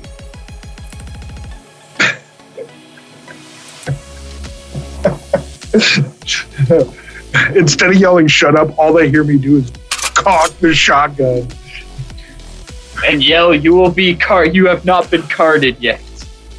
You haven't showed Insert me aggressive cocking sound. I was thinking tiling, but you know, whatever. As I rack around. No, just the caulking anyway. As everyone is quieted down, though, the sound of a frozen fish slapping echoes as it slides in the middle of everyone. And then as mongoose just come pouring in once again after the freaking fishtail. No, Sawyer. Yes. I need to ask. Yes. Did my brothers and sisters in the good mongoose tradition go and let others know of the food source that they have found? Oh, others have been attracted. Oh, yes. Has the horde grown larger? Let's see. An additional 6 mongoose have added to the horde, making it 16 mongoose as they just come pouring in, going after this fishtail and the commander, of which as a horde... I'm both incredibly impressed and incredibly disappointed at the same time. I stopped everybody just to get tackled by mongoose. All right, let's see. They get 2d6. That's 6 damage against the commander as they begin to bite and chew and claw at him. Nice job. Ghastgar, it's up to you. So, hold up. Here's the image. Everybody's frozen at gunpoint, and the commander's just balled over, rolling around on the ground, getting attacked by 16 mongoose. No. The image is the dust all comes to a pause for a second at the sound of a cocked gun, and then the wet slap of a fish hits the commander in the face, and a whole horde of mongoose becomes pitter-pattering in across the floor as a giant wave that descends upon this commander with teeth and fangs. Yes, that. With Kruz saying, "I have not seen your IDs." Which leads to Ghastgar. I then run in and say, "Brothers and sisters, disperse!" And I push the plunger to bring out Jerry. Oh my. Okay. Please roll me Jerry's initiative. During this whole scene, can we have the Three Stooges music in the background when they're like running around in between doors and stuff? Wow. Very tempting. I rolled an 8 for Jerry's initiative. I don't know what his modifier to that would be. +2. All right. So he's got the same initiative as me then. Yep. Which means he's going to go immediately after you. Yep. And I mean, that was my action, and my movement was getting into the bar. Okay, what are you commanding Jerry to do? Jerry, they don't like our friends and want to hurt us. Get the guards. Okay. Very well.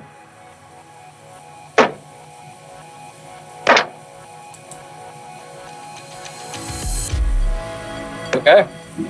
I'm not horribly concerned. Because he's rolling a lot of dice. Yep. I feel like the neon thing is about to be burnt to the ground. So you see your fire elemental go to the mongoose-covered guard captain, who then sloughs off all of the mongoose at your word, saying, "Hey, brothers, disperse." Right as he does so, he turns. The fire elemental's hand comes swinging down, misses once. He kind of ducks below it just to catch an uppercut right to the face as this mound of fire burns and scorches him across the face, and he reels backwards. This just got interesting. Leading to the ladies. Of which, hey, things just got scary and fracking interesting. But they got jobs to do. So at that, one of them immediately jumps to the guard on the left, one to the right. Ooh. Hey, Huum Vall, you know that one that you bludgeoned? Yes.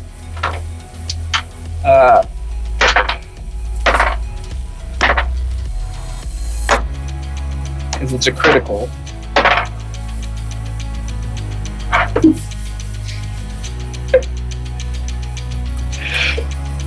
So the one you bludgeoned is now also blinded again by the flash of light, and is just kind of moving around just as you see Sophie jump across and over the table, land kind of in front of where you had been, pull her dagger, just like tap him in the back of the neck with the blade, and you just see him fall down.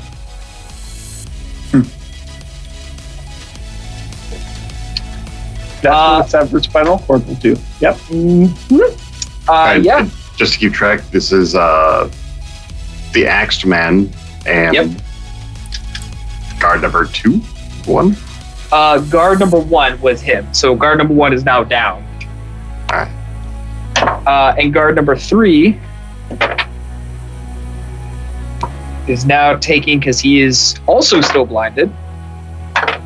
No critical, but advantage, which grants sneak attack.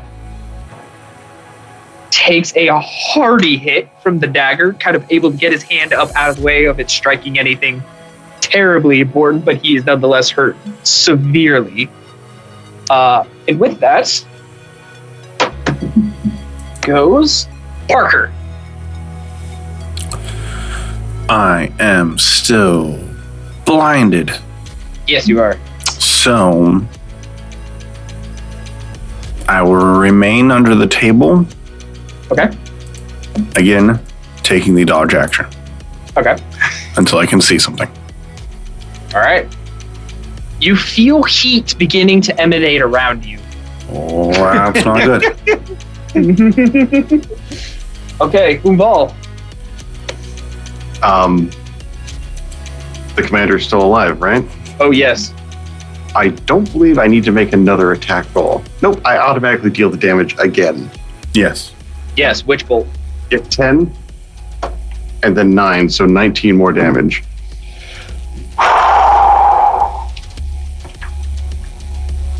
Okay. He is officially looking not so hot. I got 8 more rounds of this. Holy crack. Yeah. Okay. Is that it?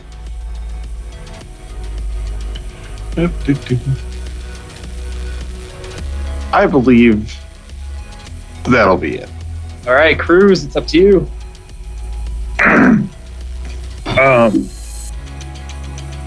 So everybody's still fighting and moving around and stuff, right? Yep. Or are they still frozen in place at the barrel of my shotgun? So at this point, only the people who are at the moment privy to you have been attacking. So up to this point, you can surmise that the fighting will continue on. Then I am going to just shoot the closest guard Okay. because Well, I gave them a warning and they didn't listen. roll to hit.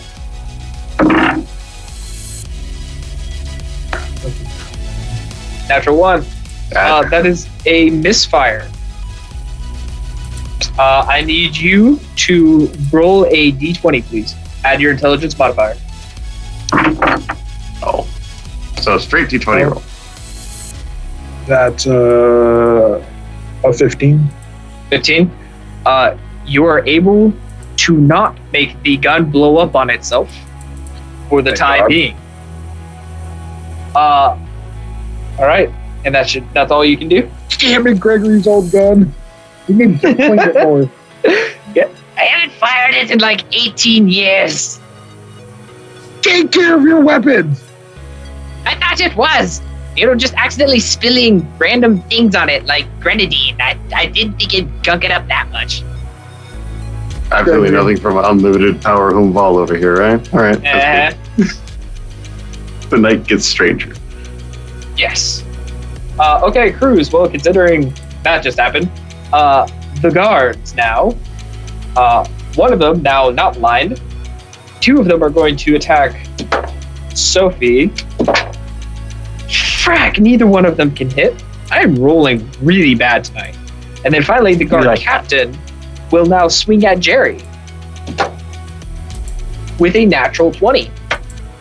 That is a critical hit with max damage.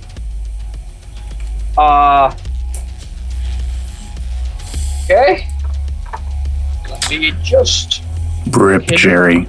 confirm. No, Jerry's not allowed to die. Sawyer, if you kill Jerry here, There's a experimental.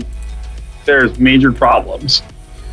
Considering I was not the one who just summoned him to fight off some guards, I am sorry for what happens here. Oh no, okay. So 16 plus 10, 20. So he takes 36 damage. He's still standing, though. Yes, he is. Good. Actually, he takes half damage. Yep. So it's 18. Good. Jerry do be okay. Jerry. All right, and then with that, he will try to run out the door, incurring an attack of opportunity from both Ghastgar, if you have your natural weapons, and the fire elemental. Yeah. I mean, so positionally, is Jerry still between me and him? Yes. So he runs Okay. by Jerry, and then he's running by you. Is it fair to say that I still have my Eldritch Cannon? Yes. Yeah. And I can use its action as a bonus action, correct? Can you? I don't know. I mean, it's got its own actions. I suppose we haven't Oh, determined. no, it cannot take opportunities of attack. Okay, it cannot. Okay. Yeah.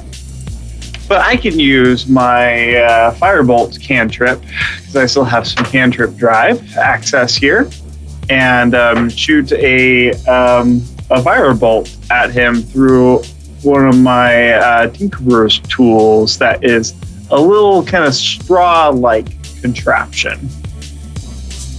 and I want to aim it through Jerry, yelling, "Jerry, make it hotter!" as I shoot this fireball. Attack of opportunity can only be melee. Oh, it can only be melee? It can only be melee. Oh. That's lame. Come on. Yeah, I know. I'm sorry. That's why I said natural weapons. So, can I use my hunting rifle or my dagger, or is this You can use your dagger. Okay. Because you mentioned that you pulled it earlier. Yeah.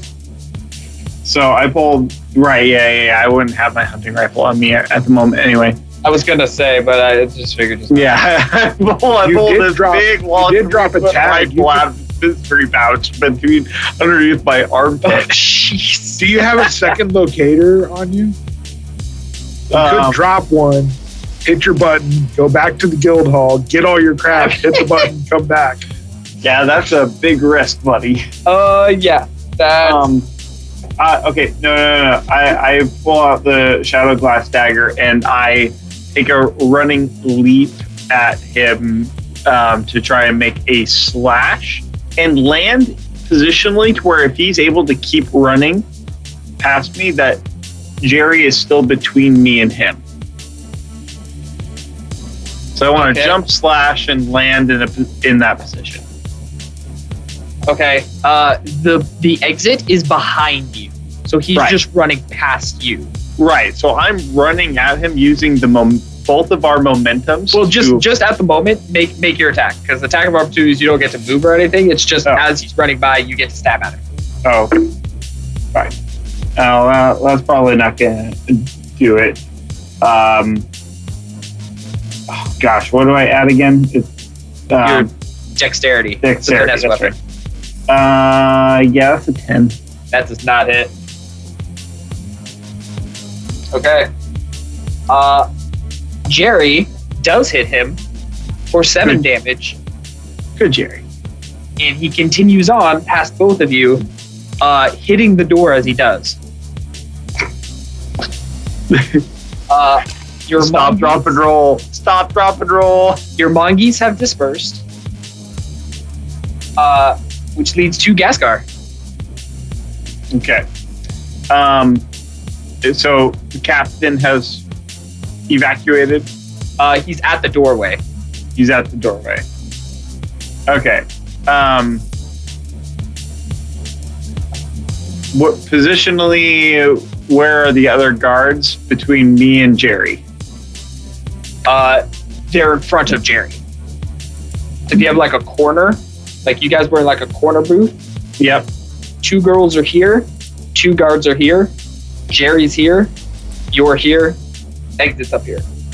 Okay. I yell, "Girls, get down!" And I fire a firebolt through Jerry and say, "Jerry, make it hot." All right. Jerry's making it hot as it impacts his back. Which leads us... at 17. Okay. Yeah, no, that hits Jerry, so you're good. Right. Okay. Cool. And then I roll. You said 2d10 if I'm channeling it through him, correct? Yes, but he has to shoot it on his turn. Oh, okay. So do you want me to roll that now so that we just have that number, or? He still has to roll to hit. Okay. Got it. All right. So then the ladies quickly take up their well, daggers. no, I thought Jerry came immediately after me because he was also 10 on initiative. Yes. I mean, but he already went this round. I positioned him in front of you. Oh. Just because he had a higher... Does he have a higher dex? What's your dex modifier? My dex is 4. 4?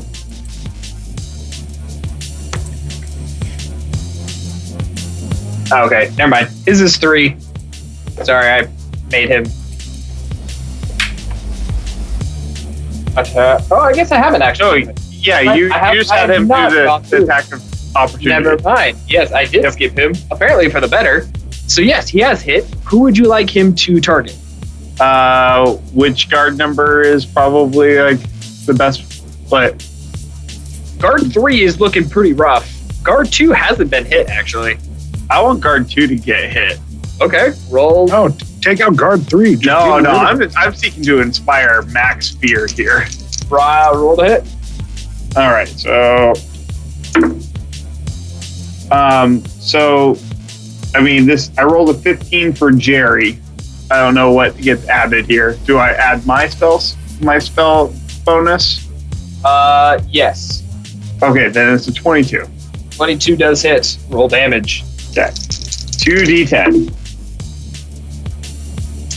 That's an 18. 18 damage? Yep. That took a hit as your firebolt splits into two of it. Excuse me. Your firebolt suddenly emanates down his arms in two bolts this time as he flicks them out, and they go out and they slam into the guard, one and then the other, kind of tearing through his shoulder a bit as he does. All right. Which leads us to the ladies, who have attempted to hit. One of them has hit guard number 2. Excuse me. One died. 4. Ooh, he's not looking good at all. She kind of moves up behind him. Oh, and she's flanking. Does not help. Which does allow sneak attack, though.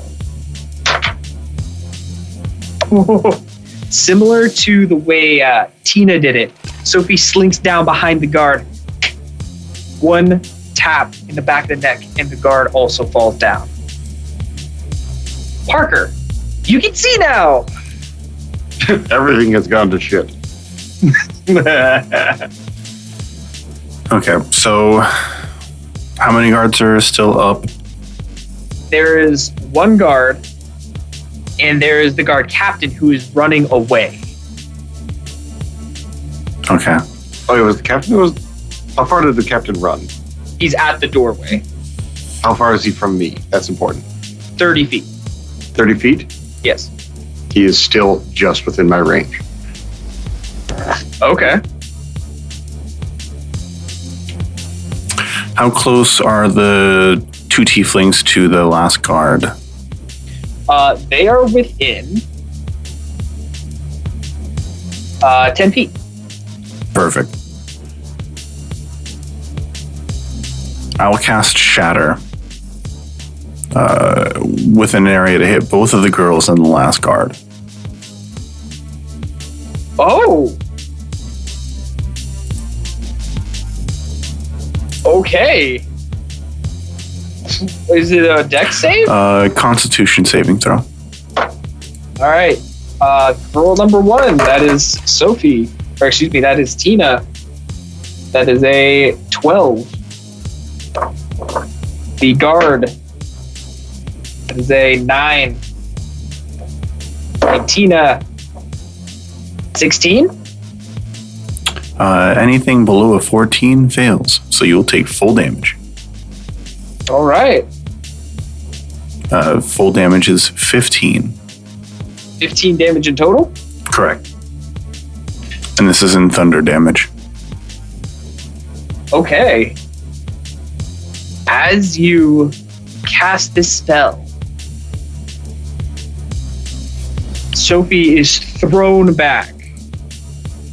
Tina kind of gets her footing before and kind of moves herself right behind the guard as the guard takes the full brunt of it, barely standing to his feet as he's looking at you, arm limp and just kind of eye half swollen shut already, holding his sword up best as he can. Yep, lightning tracing after him. Yeah. He's not looking good. And both of the girls look to you. Eyes narrow.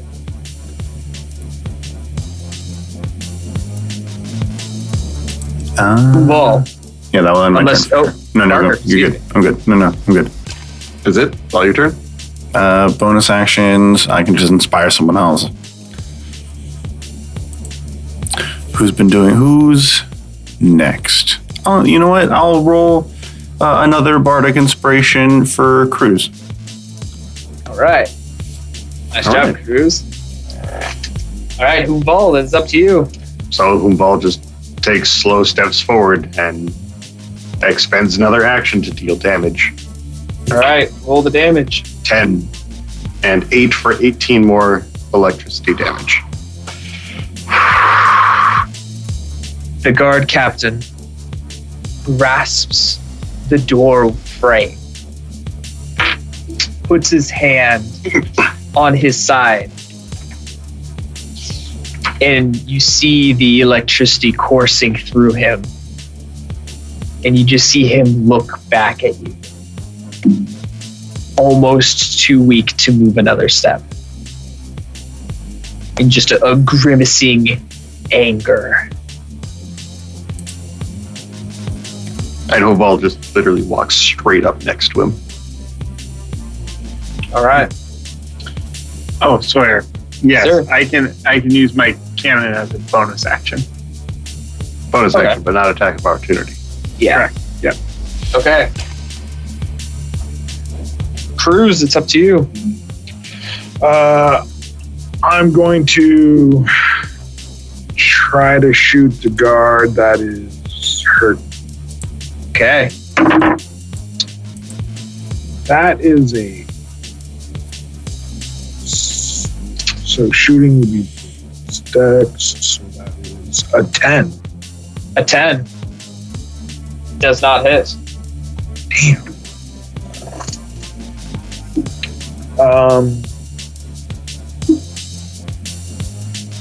Wait, what? How much does Bardic Inspiration? I didn't have that. Oh, no, it gives you advantage. No, it adds a d6 Oh, to any ability check, attack roll, or saving throw.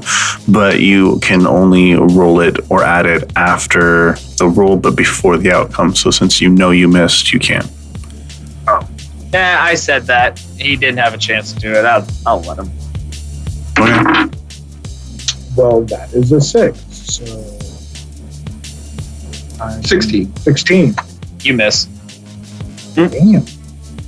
Hey. I'll just fire into the ceiling. And I pull out my gun and I fire. Show me your card! And I shot. And I shot again and I missed. And I fired and I missed. Fired and I missed. All right, And I which fired then again and I leads to the guards. The guard, the lone remaining guard, seeing his captain fleeing, is going to try to run by him, which then passes by Jerry, of which Jerry swings down on him and crashes in right after he runs by, smashing a table and sending fiery splinters across the road. Gregory's not going to allow me back in the bar. Last time he let you work for him for free. Adventure. I want to work for you for free. Bartenders, no. It's a trap. This is not my fault. And It then was exclusively your fault. How is this my fault? Vall, the guard captain, looks at you.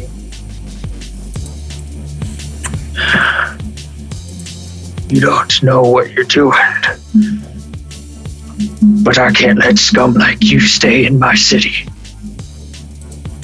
And you see him take his sword and attempt to hit you. Does a 17 hit? A 17 will hit. Okay. You take 10 points of slashing damage. 10 As points he- of slashing damage. Careens his sword across you, smiling through kind of blackened teeth. Which then 10 damage.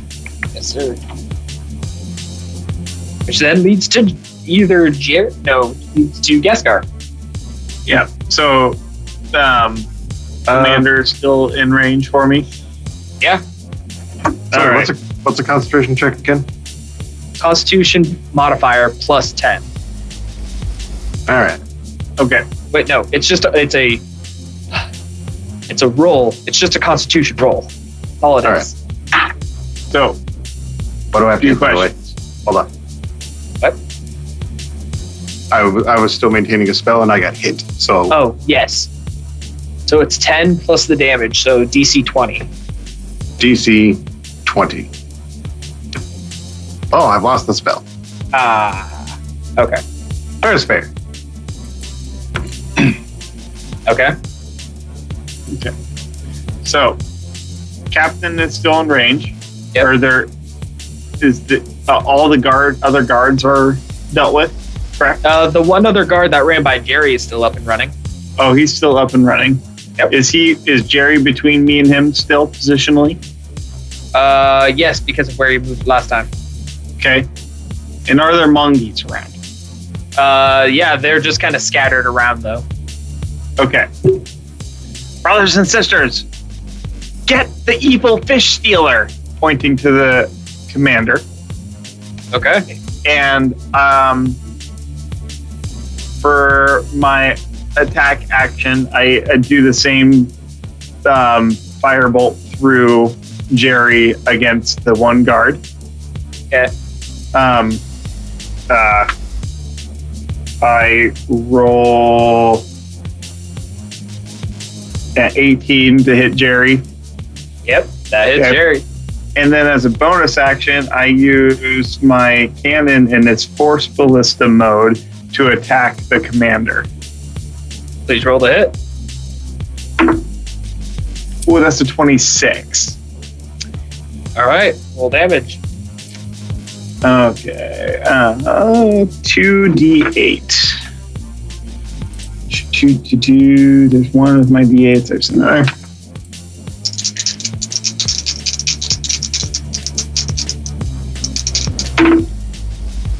Okay, so it's 12, and they're pushed 5 feet away from the cannon. Please. Okay. You see an opportunity to finish him off. I mean, Corbin? he gets blasted straight in the neck, I think. Just to continue with the theme. Corbin, can I also play a part in this? Oh, absolutely. So the captain takes his last swing of vengeance against the target that has been frying him all night. And Vall loses his spell and puts his hands up and steps to the side, revealing an eldritch cannon. Take it away, Cornman. Oh, yes. At that, I speak to my spider-like little cannon and say, go for the jugular. And a small projectile blasts forth with great speed and force out of this cannon straight at the captain's neck, Okay. decapitating him. All right, you do so. And free bonus action to speak. Yep. I turn to the remaining guard who is yet to be struck by Jerry and say, are you ready to go the same way he went? You see utter fear in his eyes. Complete and utter fear. And I pass my turn to Jerry. Roll to hit for Jerry. 17. 17 will hit. Will not hit. Excuse me. One missed by one. Oh, really? Yes. AC of 18. Okay. Well, perhaps the miss goes right over this guard's head, Okay. but it is a narrow miss. It is a very narrow miss. And Okay. my spider-like cannon on its legs crawls up to my side, pointed straight at him. Okay. Sorry. All right. So that finishes your turn. Mm-hmm. Ladies. And I've got a scary economy of actions. Yes, you do. Parker.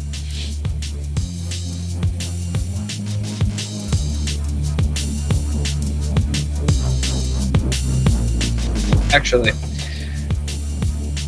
from behind you, Parker, there is a massive cracking flash. And I need you to make a dexterity saving throw. 19. 19. You will succeed and take half damage. You take 4 points of electricity damage as a electrified storm appears behind you and around you in every direction, crackling and arcing.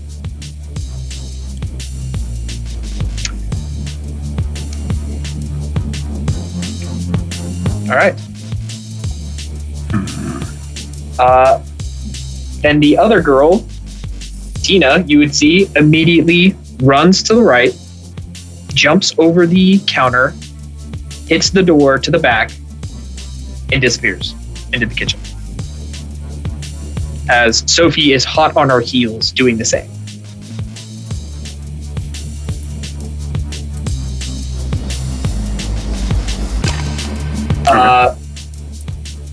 Parker, it's up to you.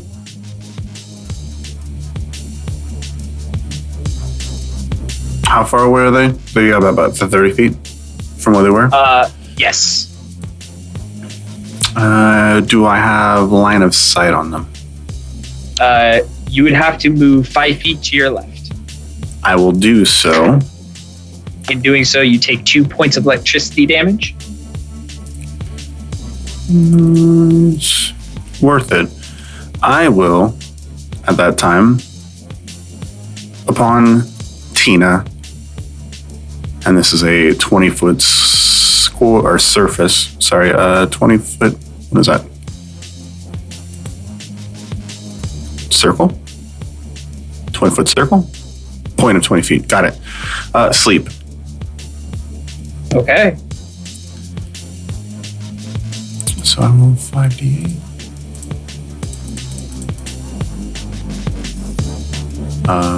Total HP of 18. Neither one of them falls asleep. Fuck.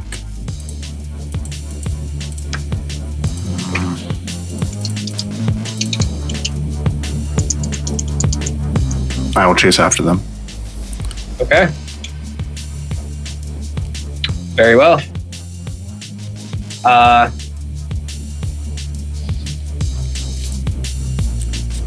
Vall. It's up to you. There is exactly one guard remaining. Yep. Trying to run away. Yep. Vall's not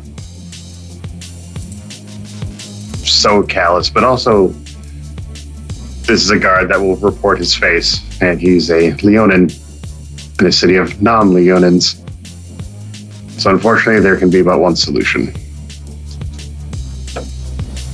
Vall's a king of covering his butt, and he's going to take a swing with his hand axe for a total of 23, 21 if we're counting his penalty. Yep. Please roll damage. I've forgotten what my hand axe does. It's been so long. All right, that's 9 points of damage. You see an opportunity to finish him off. Followed by 8 more sneak attack. Even drunk, Vall is a murderous force. So Vall just takes a hand axe, and neck armor is usually weak, so that's where he goes. And he swings it down hard, and then just puts his hand upside down on the side of his face, and reverse hand grips the axe and just cuts it all the way through his jugular to the other side, Mm-hmm. and pushes the guard to the side. All right. I think this is officially the last time we get to have drinks at the Neon Fang. I think you were correct. As it is now beginning to catch on fire, I imagine yes. Nah, it's fine. Are we out of initiative? No, actually, because of Parker. Vall will now take his bonus action to disengage and get out. Okay. Because the situation has drastically gotten worse. Yes, it has. Okay. Kruz, it's up to you. I'm gonna. Is the guard too far away from me to shoot him? All the guards are dead. All of the guard the coward captain is dead.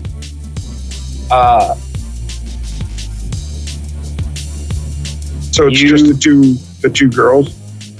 Yep. Well, actually, the two girls are also running by you along with Parker. So you have Tina right next to you. Sophie has run through, and you are stuck with Parker next to you. Can I trip Sophie as she runs by?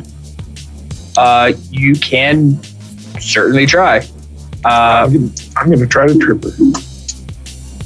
All right, athletics. Yep. Make an athletics check.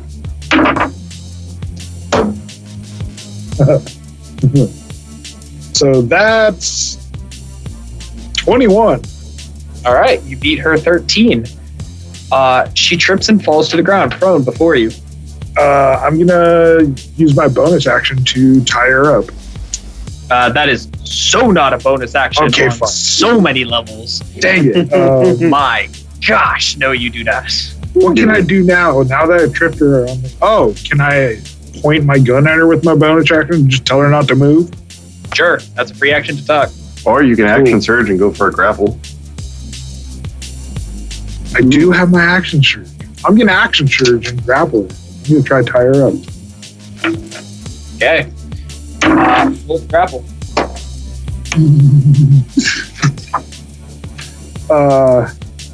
19 plus 4. That's a 23. 23 will grapple. All right, I'm gonna try. I'm gonna tie her up and I'm gonna keep her there because she's got some answering to do. What are you tying her up with? I have rope on me. Okay. So Tie her up with rope. No, rope Do ain't you gonna have cut rope? it. You were just serving. Oh, that's. You were playing server. I doubt you had rope on you. I have a belt. Use my dang belt. Okay. You tie her hands with the belt? Yes, I'm tying her hands with the belt behind her back. Okay, so in this round you have tripped her and you have grappled her. Next round you will be able to restrain her. Okay. At least you have the means to do so. Yes. Okay. Now that this has taken a turn I was not expecting. This would be Ghastgar and Jerry. Okay. Tie her up, Ghastgar. Okay.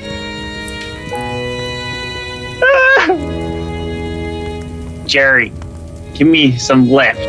And Jerry creates like a little bit of a spot of fire where it's kind of creating a nice updrift of hot air. And I oh no. Wait. No. Yeah, I think it'll work. No. Okay. Mongeese brothers and sisters, I thank you for your effort. We have stopped the evil fish dealer peoples. I need you to now go give your fuzziness over to the great fish man who will forever give you fish from this place. He's over there, and I point to Gary. And I instruct the horde to go do nice fuzzy mongoose things to him. Oh, okay. Place And is on fire, correct? Yes, it is on fire. oh, the place is actually on fire. Yes, it is. Okay, good. This has become very high profile. It's why I fucking left. Yes. I then say to Jerry, it's time to go back into the pen. And I flip open the little door revealing the probably very small remaining lump of coal, but nonetheless. And have him go back in and then use movement action to GTFO. Okay. You run to the door. Make your way out. And I begin to go towards the nearest aqueduct. Okay. Kruz.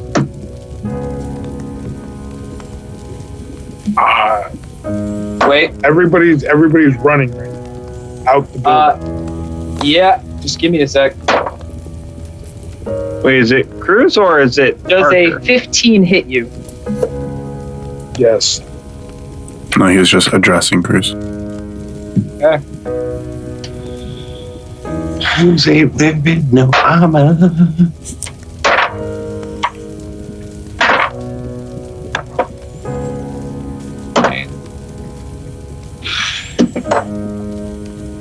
Kruz, you take 17 points of slashing damage as Tina has turned around, seen her partner in trouble, run back and has stabbed you twice, attempting to get you off of her. Sophie will take her action to try to break your grapple. Please make an You said athletics check. 17 or 13? 17.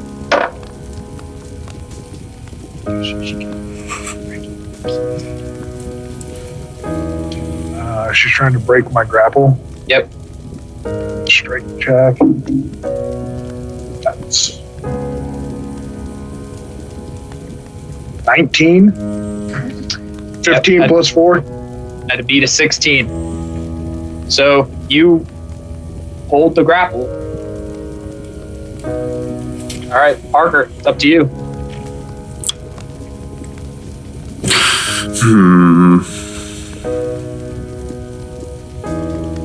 Which one of the girls just stabbed Kruz? That would be Tina. Tina stabbed? Yep. All right.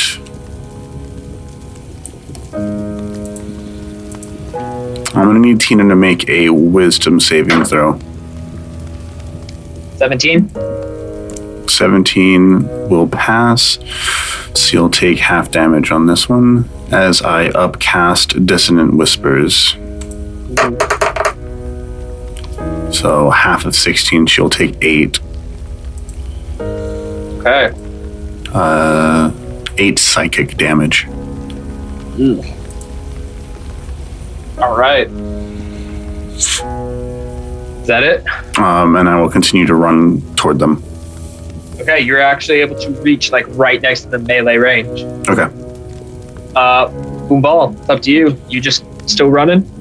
I'm running, picking up a medical kit quickly from a store and continuing to run. Okay. Kruz, it is up to you. I'm going to restrain the one that I have grappled.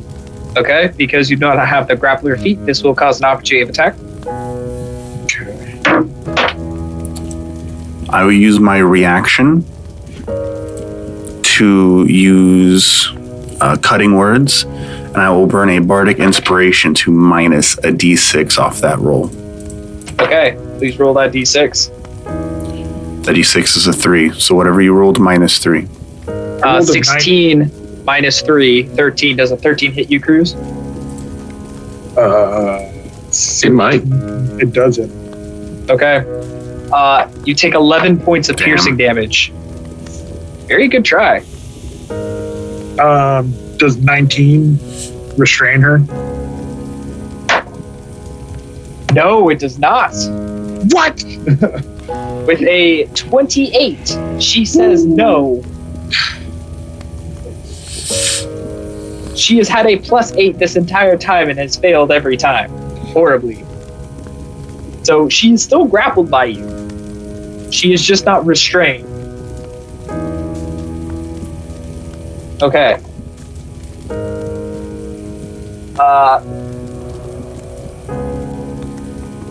Jerry and Ghastgar? Still just getting out? Well, Jerry's no longer a part of the fray, I think. Okay, Ghastgar. Okay. So I ran far enough to see if my compatriots were coming out as well, and apparently they are not. Correct. So I would like to... I imagine I'm not in my full movement away.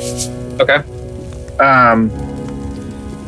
So I would like to run back into the entrance. Okay, mind you, the flames have begun to kick up by this point, and you will begin to take fire damage if you re-enter this building.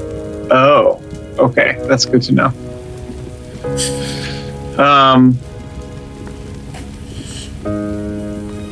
Do I have line of sight on the one that Kruz is attempting to grapple or to restrain? They are behind the actual counter and through a door. So at the moment, no. Do I have line of sight on the other one? No. The door is closed behind them. Okay. My bonus action with my Eldritch Cannon says that it can move 15 feet. Okay. As well as fire. Okay. It does have HP. Yep. Which is... Chris, before you make any rash, can I tell him my plan for the next turn? No. You guys have no way of communicating right now. Okay, Eldritch Cannon.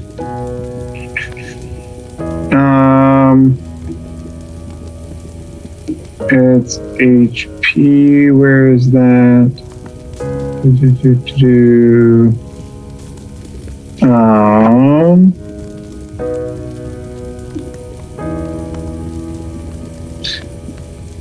5 times my artificer level. So it has 20 HP.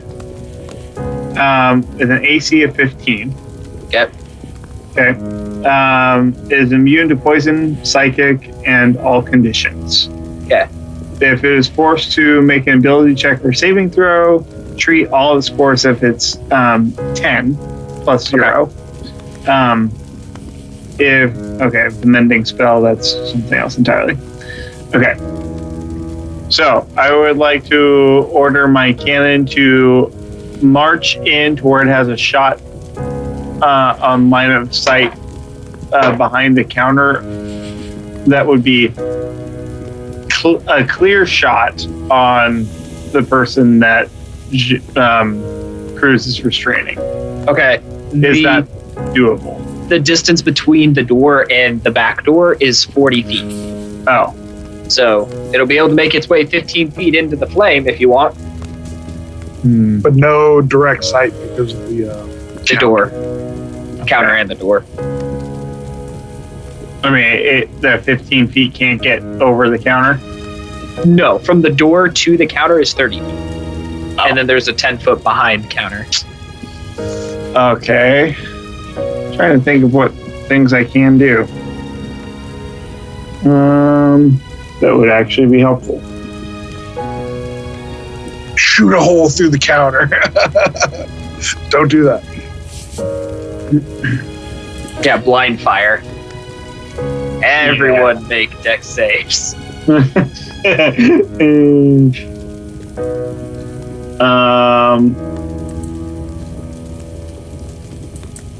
I don't think I do much of anything. I think I actually... Are there other mongies, like maybe in an alley across the street, watching the fire? Yep, I joined them. Okay. And I recall my Eldritch Cannon into my pouch. All right. It recalls Kruz. Wait.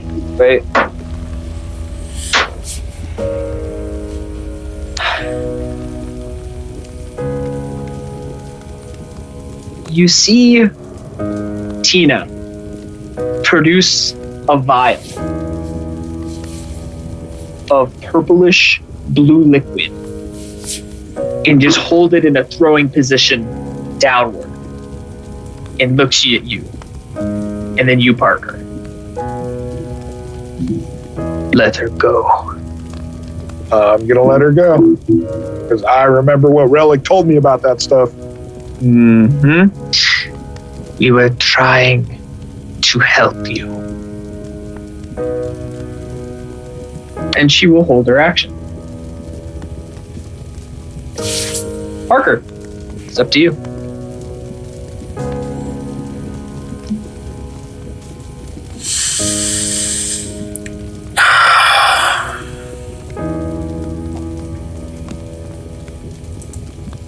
I'm going to yell at Parker and say, let's get out of here.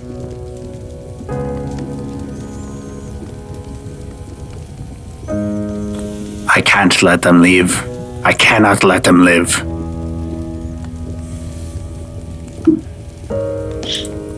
And again, I'll need both of them to make Constitution saving throws. Do I have to make one too? No, you're good. I'm aiming it away from you. Mm. God damn. 14 and 20. 14 will... Well, both of them will only take half then. What is this? Another shatter. So,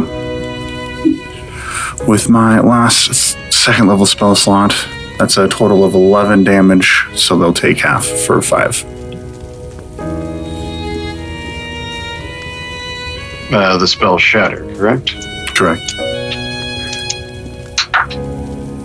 All right.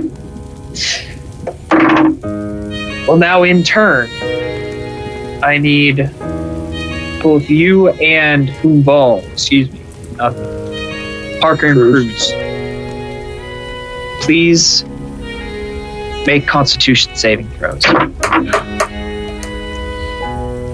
I believe Shatter also plus files, doesn't it?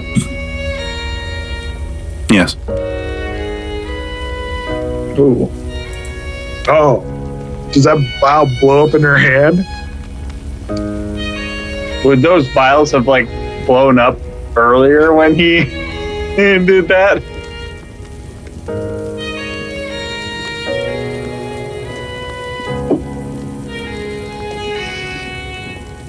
Okay. I need your guys' ruling on this. Do you want me to rule that Shatter does break all the vials on these two people? Well, it says a non-magical object that isn't being worn or carried also takes damage. Okay, these So are those all vials- being worn and carried. So then they'd be fine. Okay. Oh. Well, Yeah, I don't okay, think that's- that's... You were about to do a... That's rules as written, there, so- weren't you? Yo, yes, both of you at this point were most likely going to die. I'm Okay, sorry. well, I very much like Pathfinder 3.5 Shatter, which does deal damage to class objects. Okay, so Oh Kruz, no, all of Jerry's bottles are broken right now. In a burning building. what is your Constitution save? 17 for the save. Okay, Parker's. 11.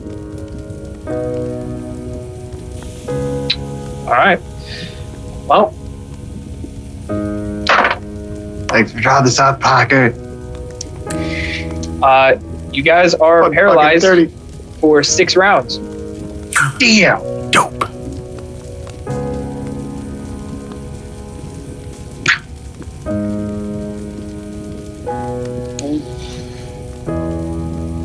Okay.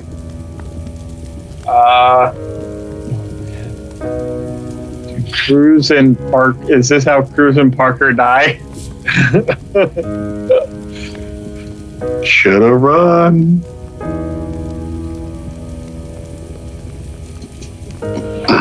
Okay, I mean, Parker. Let's see, that was. So it's up to Kruz. Kruz, you can make another Constitution saving throw to try to resist the effect. I'm going to make another Constitution saving throw. Is this a spell or a magical effect? Yes, it is. Hold on, I get advantage. Wait, no, it is not. It is a alchemical effect. Okay, that is a 1921 Constitution saving. 21 con save. All right, you are able to break out of the paralysis. Can I use my movement and my action to pick up Parker and run out the door? No, sir, because that consumed your action and your turn to resist the effect. You are at least no longer paralyzed. All right. Well, as everyone else has fled the scene. Can Vall start spreading rumors to cover his ass? Sure. Yep, as I'm buying like my med kit from the storm, like, oh, you would not believe what just happened. The group of assassins jumped the guard at the local bar at the Neon Fang. Yes, please. I would not. Oh, no, I don't need a bag. Yes, and they cut me deeply, and I believe the commander is dead. Yes, I'm telling you, there were two assassins. No, I can't. No. What happened next? I do not know. The whole place is in flames. I just ran. No. And what happened next? I am here, and no, I do not need the bag. Put the bag down. But it's good bag. I don't need the bag. Just the bag. It's only 8 cents. What? No, that's It's robbery. reusable. It's good for 100 uses. For a cent, we only work in credits in your system. 8 credits is too much for bag. You take bag for free. That is much more like it.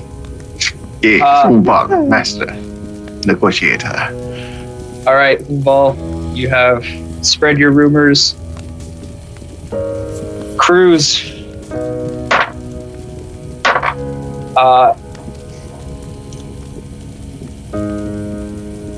No, you let her go.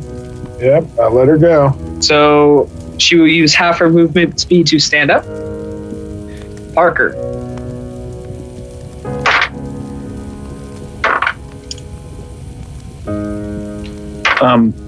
Sawyer. 12. Yeah. 16. Oh, is this their turn? 24. Yeah. I'll wait till they're done. Okay. Right. 24 plus.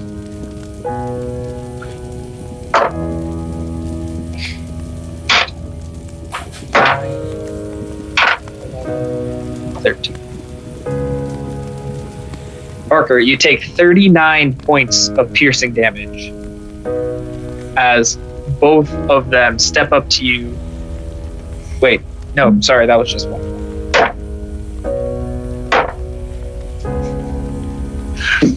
Oh no, just one of the more dice sounds. Oh man, you made the wrong decision, Parker. Stop killing Parker. Oh no, there's no stopping this, just ending Parker.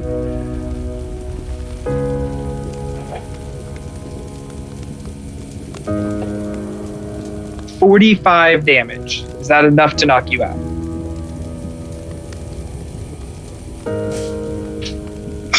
What was your max HP? 24. So my current HP is 18 with a con modifier, actually con score of 12, so I am dead. Here's the thing. This is why I'm asking. Because If that's not non-lethal damage. at one point do you fall unconscious? How much damage does it take? 18. 18. So it'd be on the second hit that you would have fallen.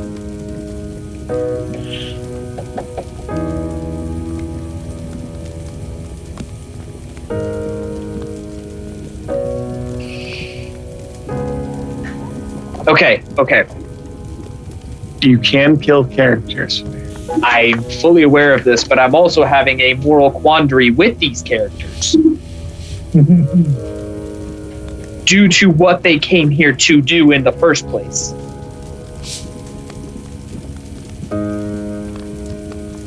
Seeing the flames licking up from underneath the door, part of the wall is beginning to crumble and flames are beginning to enter this room, Kruz.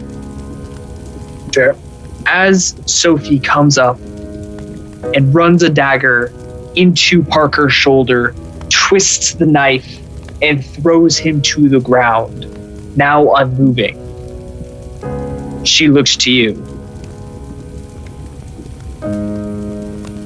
Take this as whatever proof you want. We came here to save the city that helped us. And she sheaths the daggers, and both of them begin to run out the back door into the back alley. Okay, Sawyer. What? Ghastgar, obviously not knowing anything that's going on, falls down to his knees and utters a prayer to Valia and says, if you are a goddess of hope, if there is any hope of you even hearing, my friends are in there, and I hope to see them again. Ghastgar, it is very interesting. As you reach out in this way, you feel your chest grow cold. You feel a chill riding up your spine. You feel a sensation at the base of your neck that makes you shiver. And uncontrollably, you feel a tear slip from your right eye as a huge wash of disappointment flows over you and sadness.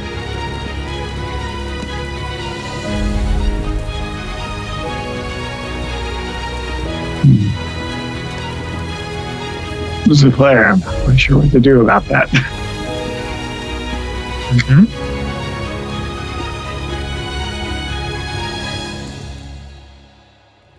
Ghastgar pulls out Jerry's pen and opens the door. Jerry, I don't know if you can help, but fire ought not hurt you. Can you get into that burning building and save our friends? Jerry flies out of the canister into the burning building. You see his eyes just barely against the flickering flames that have now consumed all of the inside of this building. The smoke is now rising up and around, and it is threatening to catch other buildings next to it on fire. And Jerry nods to you. And you see his kind of flame floosh into the rest of it and disappear. Kruz, the door behind you bursts open as Jerry comes flying in. You know him by his eyes. Looking around, you see that the building is indeed beginning to catch more and more on fire. But seeing the back entrance, Jerry kind of forms a firewall between you and the door, except with a passageway towards it. And he seems as though he may stop or slow the flame. Okay. It is up to you. How wide is this passageway?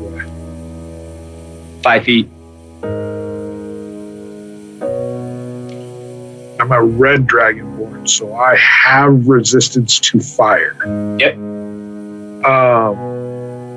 I'm gonna stand up using half my movement speed, expand my wings, which doubles my remaining movement speed, and I'm going to pick up Parker and fly out the front door. Okay. You're able to move the 20 feet to the door and 30 feet out. No, I'd only be able to move 30 feet total, so I'd only get 10 feet out the door. Oh, 10 feet out the door. Very good. And you are out in the back alley of the Neon Fang, currently burning to smolders. Man, Gregory's pissed.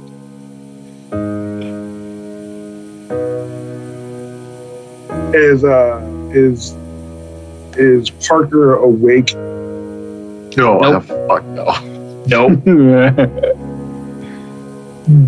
Okay, well, I have a med pack on me because Wall Soldier. I always carry one on me, and I'm going to use that to try and revive Parker. Actually, Parker, I did miss this. Please make a death saving throw.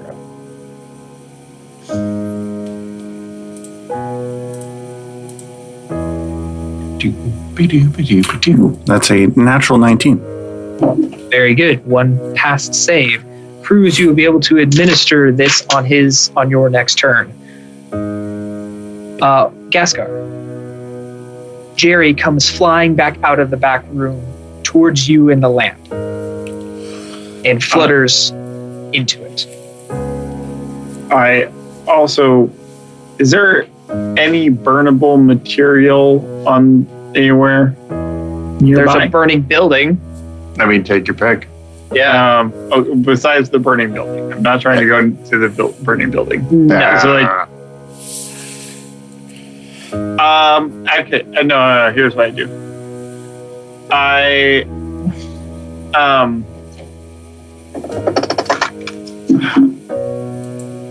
No, because I'm not wearing clothes. Nope. You have none of your equipment. You got like a dagger. How much of this lump of coal is remaining in there for Jerry? It'll be enough for about another hour. Okay. I look down to Jerry. Were they still in there? It nods. Were they able to get out? It nods. Good. Thank you. And I close the lid, and I skedaddle. And I'm seeking to make it back to the guild hall ASAP. Okay. Kruz, please make your medicine check. Okay, so I looked it up because I wasn't sure, but apparently there's been an update to it, which it's now 2d4 plus your Constitution modifier. Or do you want to play old rules, which is 2d4 plus 2? That 2d4 is with the healer skill, which lets you use that kit with that skill to actually heal damage. Yeah. What he can do right now is spend one use from the kit, and boom. Oh, Chris. Well, then I'll just spend one use from the kit. Boom, Chris is back. Yep, he is stabilized. He's stabilized, not conscious. Okay, well then he's stable. All right, Chris, you're no longer dying. Yeah. I'm going to use my bonus action to pick him up, and I'm going to start heading towards the guild hall with Parker over my shoulder. Okay. Vall, are you making your way back to the guild hall as well? Not right now. I'm going to go hide out somewhere nice and quiet, and I'm going to patch myself up, and I'm just going to think about how tonight went extraordinarily wrong. Okay. Ghastgar, Kruz, Parker, you wake up in the guild hall lobby. Just as Kruz and you enter into it, Ghastgar is in there as well. Most of you have burns on you. I don't. Most of you. You are not dead. Surprisingly. What do you do? You should probably ask me to put him down.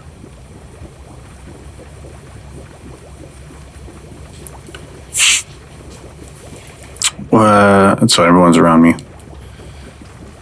Honest. Well, no, we're just in the you wake up as we're entering the guild lobby, so you're still on my shoulder.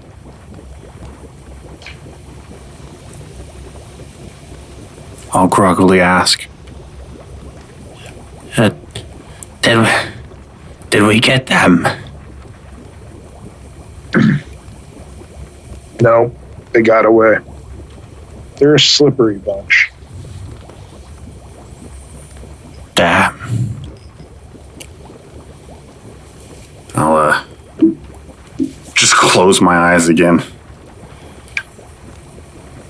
All right. I like to imagine Parker slip back into sleep. I'm gonna take Parker directly into our guild hall and into his room, and I'm gonna just lay him in his bed. All right. Well, tonight has happened. The Neon Fang right now is being attempted to be tended to, and fires are being put out literally. I would like Kruz, Ghastgar, and Parker. Please shift your alignments 1 square down in the chart.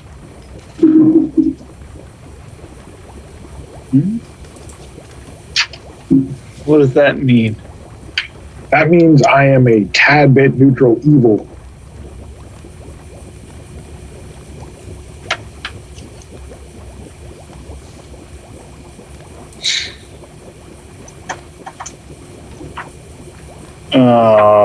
Where is that chart? So if you were good, you have become neutral. If you were neutral, you have become evil. So I am chaotic evil. If you were chaotic neutral at one point. Yep, I was chaotic neutral. So I would have considered Parker chaotic good, so was he chaotic neutral?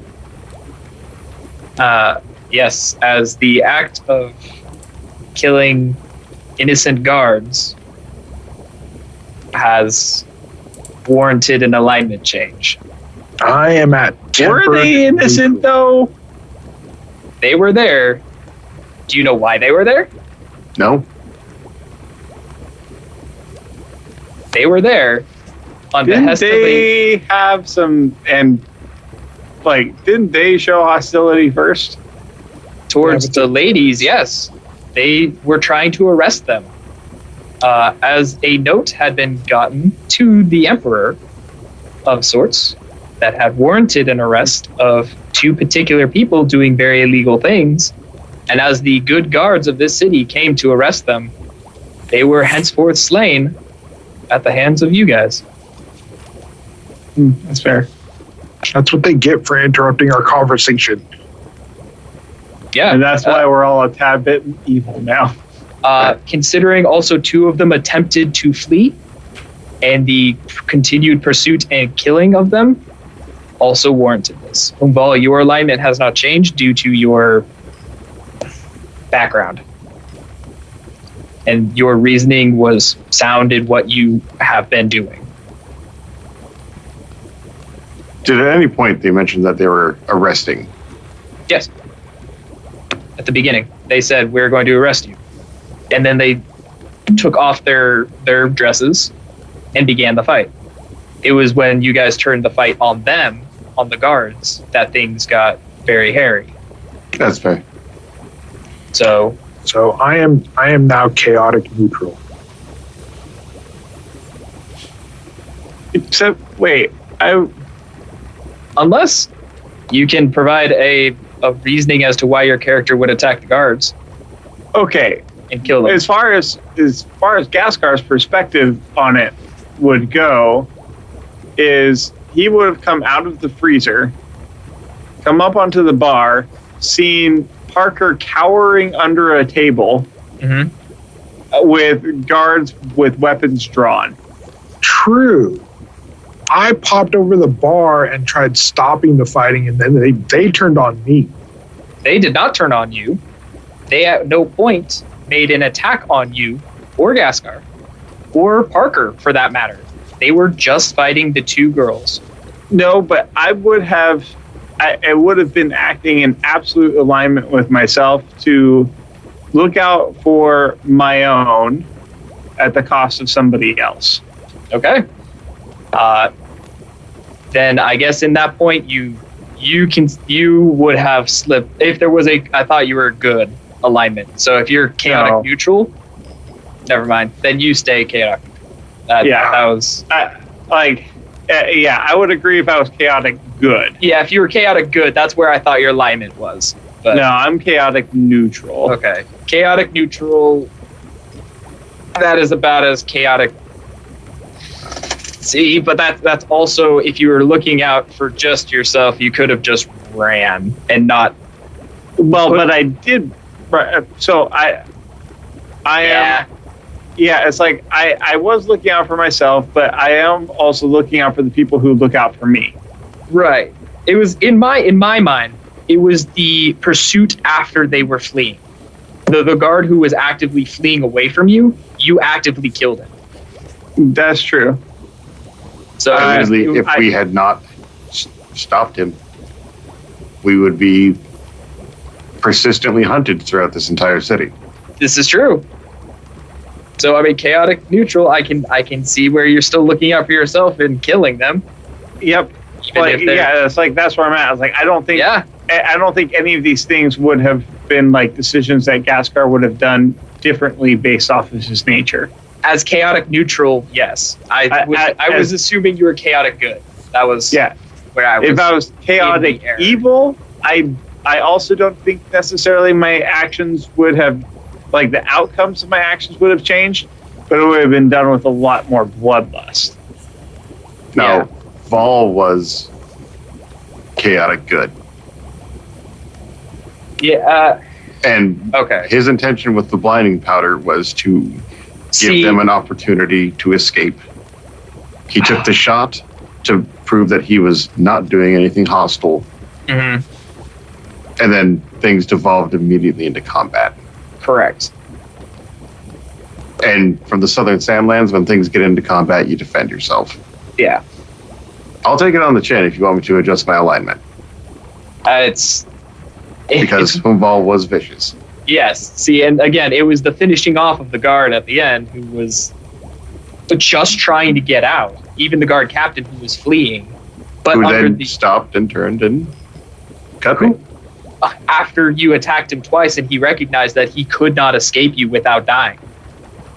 That was his last ditch life effort, because when he moved 10 feet, 30 feet, and you still hit him, he knew right then and there, it did not matter how far away he had, you were going to kill him. He had 3 HP, he was on death's door, there was no escaping you. And therefore he took one last swing with his life to try to take you out. Out of pure life self-defense. But see, Ghastgar also wouldn't have known that, because like his attention and focus was on there's Parker cowering under the table. Oh yeah. Guards were weapons drawn and attacking. Yes, the one is gone to the door, but then he wasn't involved in the engagement between the guard and Vall, and suddenly now he's attacking Vall again. So yeah, I'm going to turn my cannon onto him to attack, to defend my friend. Did you see Vall hit him? No. I was fairly high profile after the axe swing. Yeah. Yeah, but still, you did it non-lethal. So I mean, my focus was on Parker cowered under the table. Yeah. And again, I thought you were chaotic good, so that's where I thought you were neutral, because I knew Kruz was good, and I knew I was neutral. And you were neutral, lawful neutral. I dropped into chaotic. Oh yes, yeah. So, I guess you were already on chaotic. So yeah, no, I guess Ghastgar, you acted in chaotic neutral. though be it the more vicious side of chaotic neutral. Yes. So- I mean, like, this was me tapping into the, oh, no, you don't. Yeah. Okay. And Huum, I will leave that up to you. As was Huum acting overly vicious? So in my original backstory I sent you, Sawyer, Yeah. that was Huumval's first step down to chaotic neutral. Right. And he worked his way back up from that. Correct. So this is not an unusual thing for him, and he understands that he has a difficult road in front of him. Exactly. But also, everything went wrong. Right.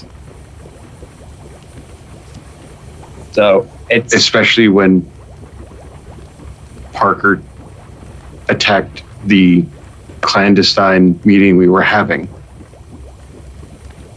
with the other party, which has thrown everything under the bus. yeah. So I mean, it in a chaotic, as it was chaotic. The whole thing was chaotic anyway. Mhm. So I guess we had to choose a side. Someone tipped off the guard that they were going to be here, yeah. which maybe it threw a wrench in the plans. I gave the dust to the girls. The girls used it to gain the advantage on their oppressors when they could have just thrown that dust and run. Mm-hmm. They chose violence. They did. Yes. And I, not knowing the guards, and I knew that these were professional assassins, I sided with the professional assassins. Again, a fair thing. It was So let's make this determination real quick. Yeah. I think we've all made our arguments, and then retake what you said as far as who drops down, because I don't think the banter back and forth is good podcast media right now. Oh yeah, of course. But so Well, who is dropping down on their line? I do I want am. at least. Okay. So I will take it on a chin if you want me to. DM, if you're having troubles, we can put it down to the die roll. yeah, that's the way it's gonna work. You roll the D10, I will roll the ones position. Yep. If that even matters. So 51 and higher, I stay slightly on the side of good, but I'm pushing it with my alignment. Okay. All right. Kruz, Parker, and Huum, please drop your alignments by 1 square on the alignment table. That puts me at chaotic neutral.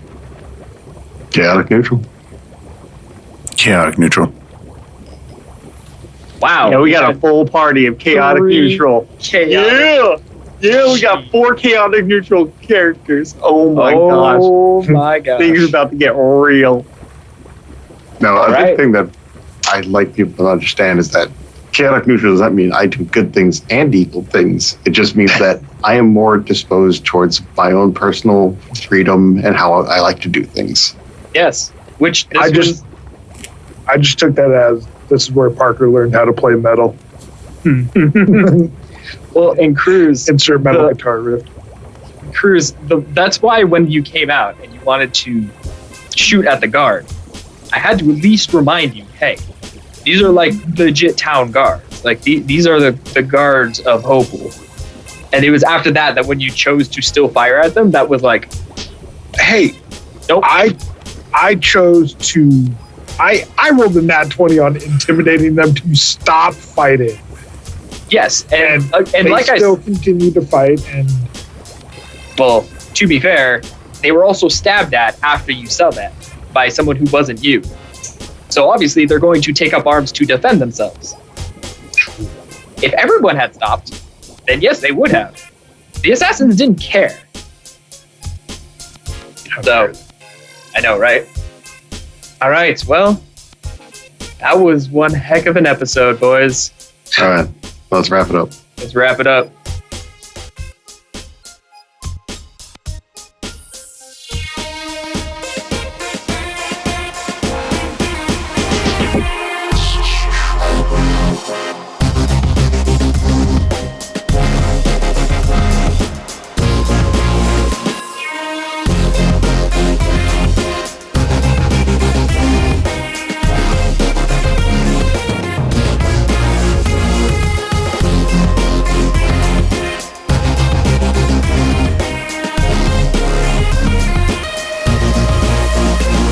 Hey everybody, this is Chris again, and I just want to remind you to get in touch with us. We want feedback about whether or not you liked this kind of content and would like to see more of it, especially as we move on to starting a Patreon sometime in the near future. And if you want different content entirely, let us know that too. We don't know what you want unless you tell us. So you can use the hashtag Critnit, CRITNIT, on any and every social media platform, and we will find it. Or send us an email, and you can find that email in the show notes below. Blessings to you, and thank you so much for listening to our story. We're having lots and lots and lots of fun. And Lola is going to be joining us for her first episode next week. Hope you're excited for that. I know I am.